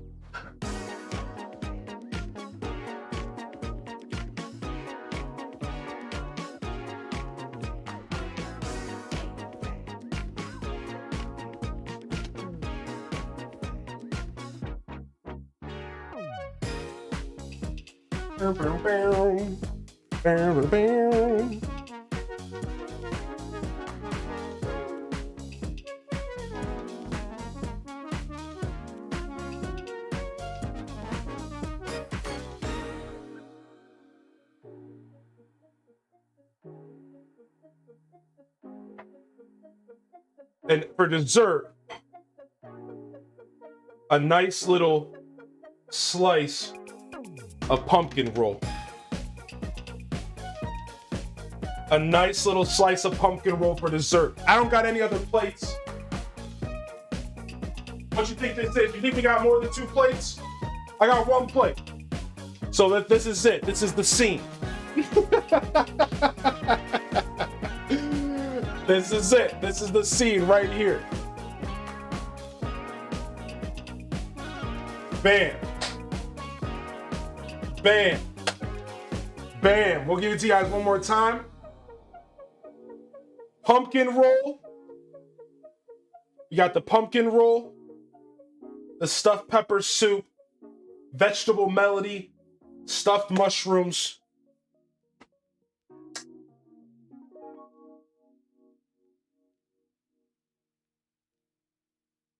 I hope you guys have enjoyed the cooking show today. Not too bad, right? Dude, take a bite. All right, let's check it out. Let's check it out.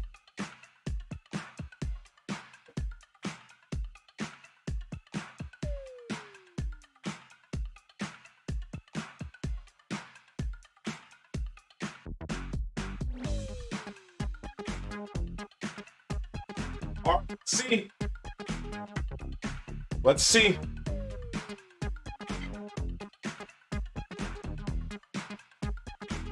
Okay.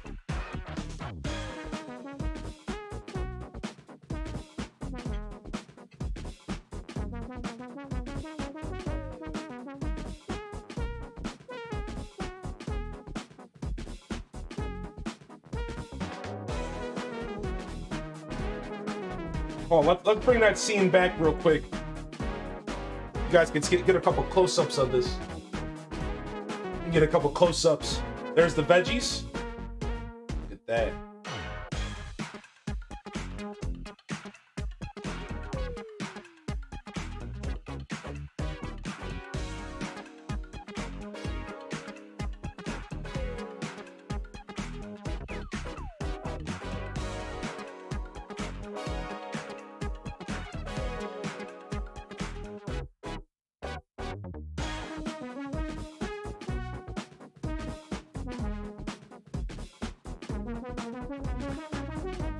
Wonderful.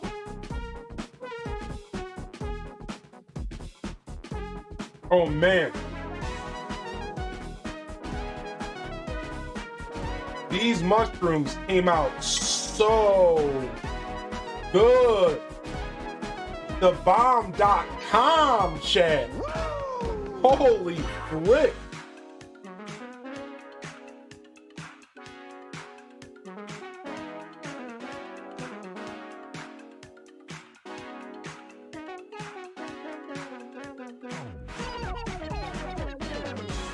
Some fresh zucchini.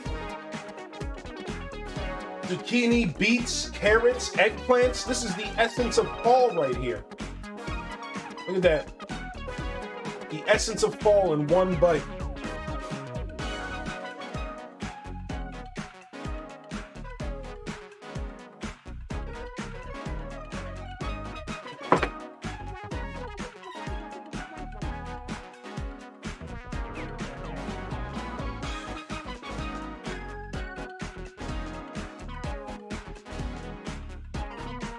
Everything that would be in a stuffed pepper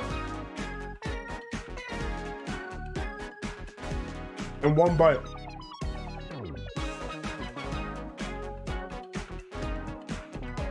Oh my gosh, that is a good soup, baby. And we already tasted the pumpkin roll, but just for the photo finish. Just for the photo finish right there. Give us a, there it is, look at that.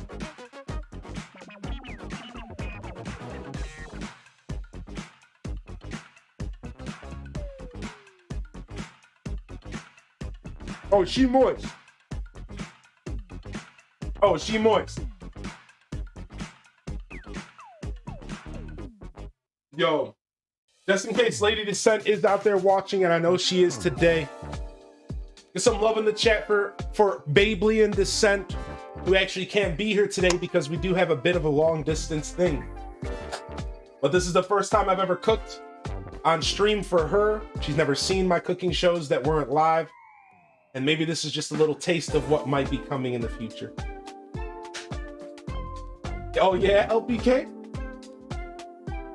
Aside from that, let's go ahead and game, baby. Let's go ahead and game. We'll deal with all this stuff later. If you're hungry, Beatles, I can make you up a plate. Let me know. But you gotta wash your own plate because we ain't got no plates. Let's go ahead and let's play a game. We're gonna eat in game. We're gonna eat in game right now.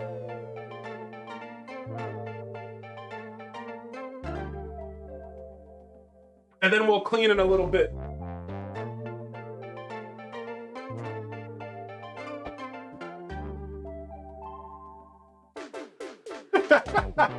Because I used all the plates, yeah. Oh my gosh.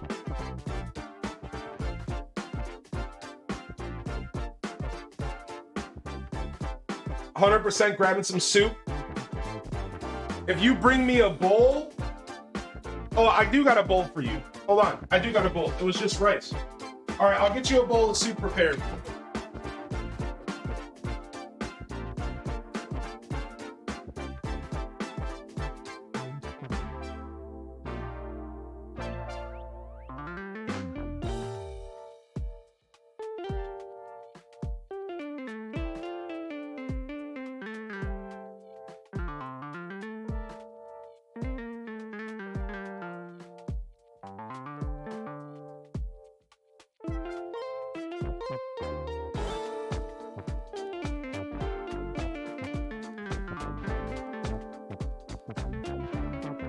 There's a bowl of soup down here waiting for you. What'd you say? Oh, good luck walking through here, but your soup's right there on the table. I think we need to get you some plates. I know.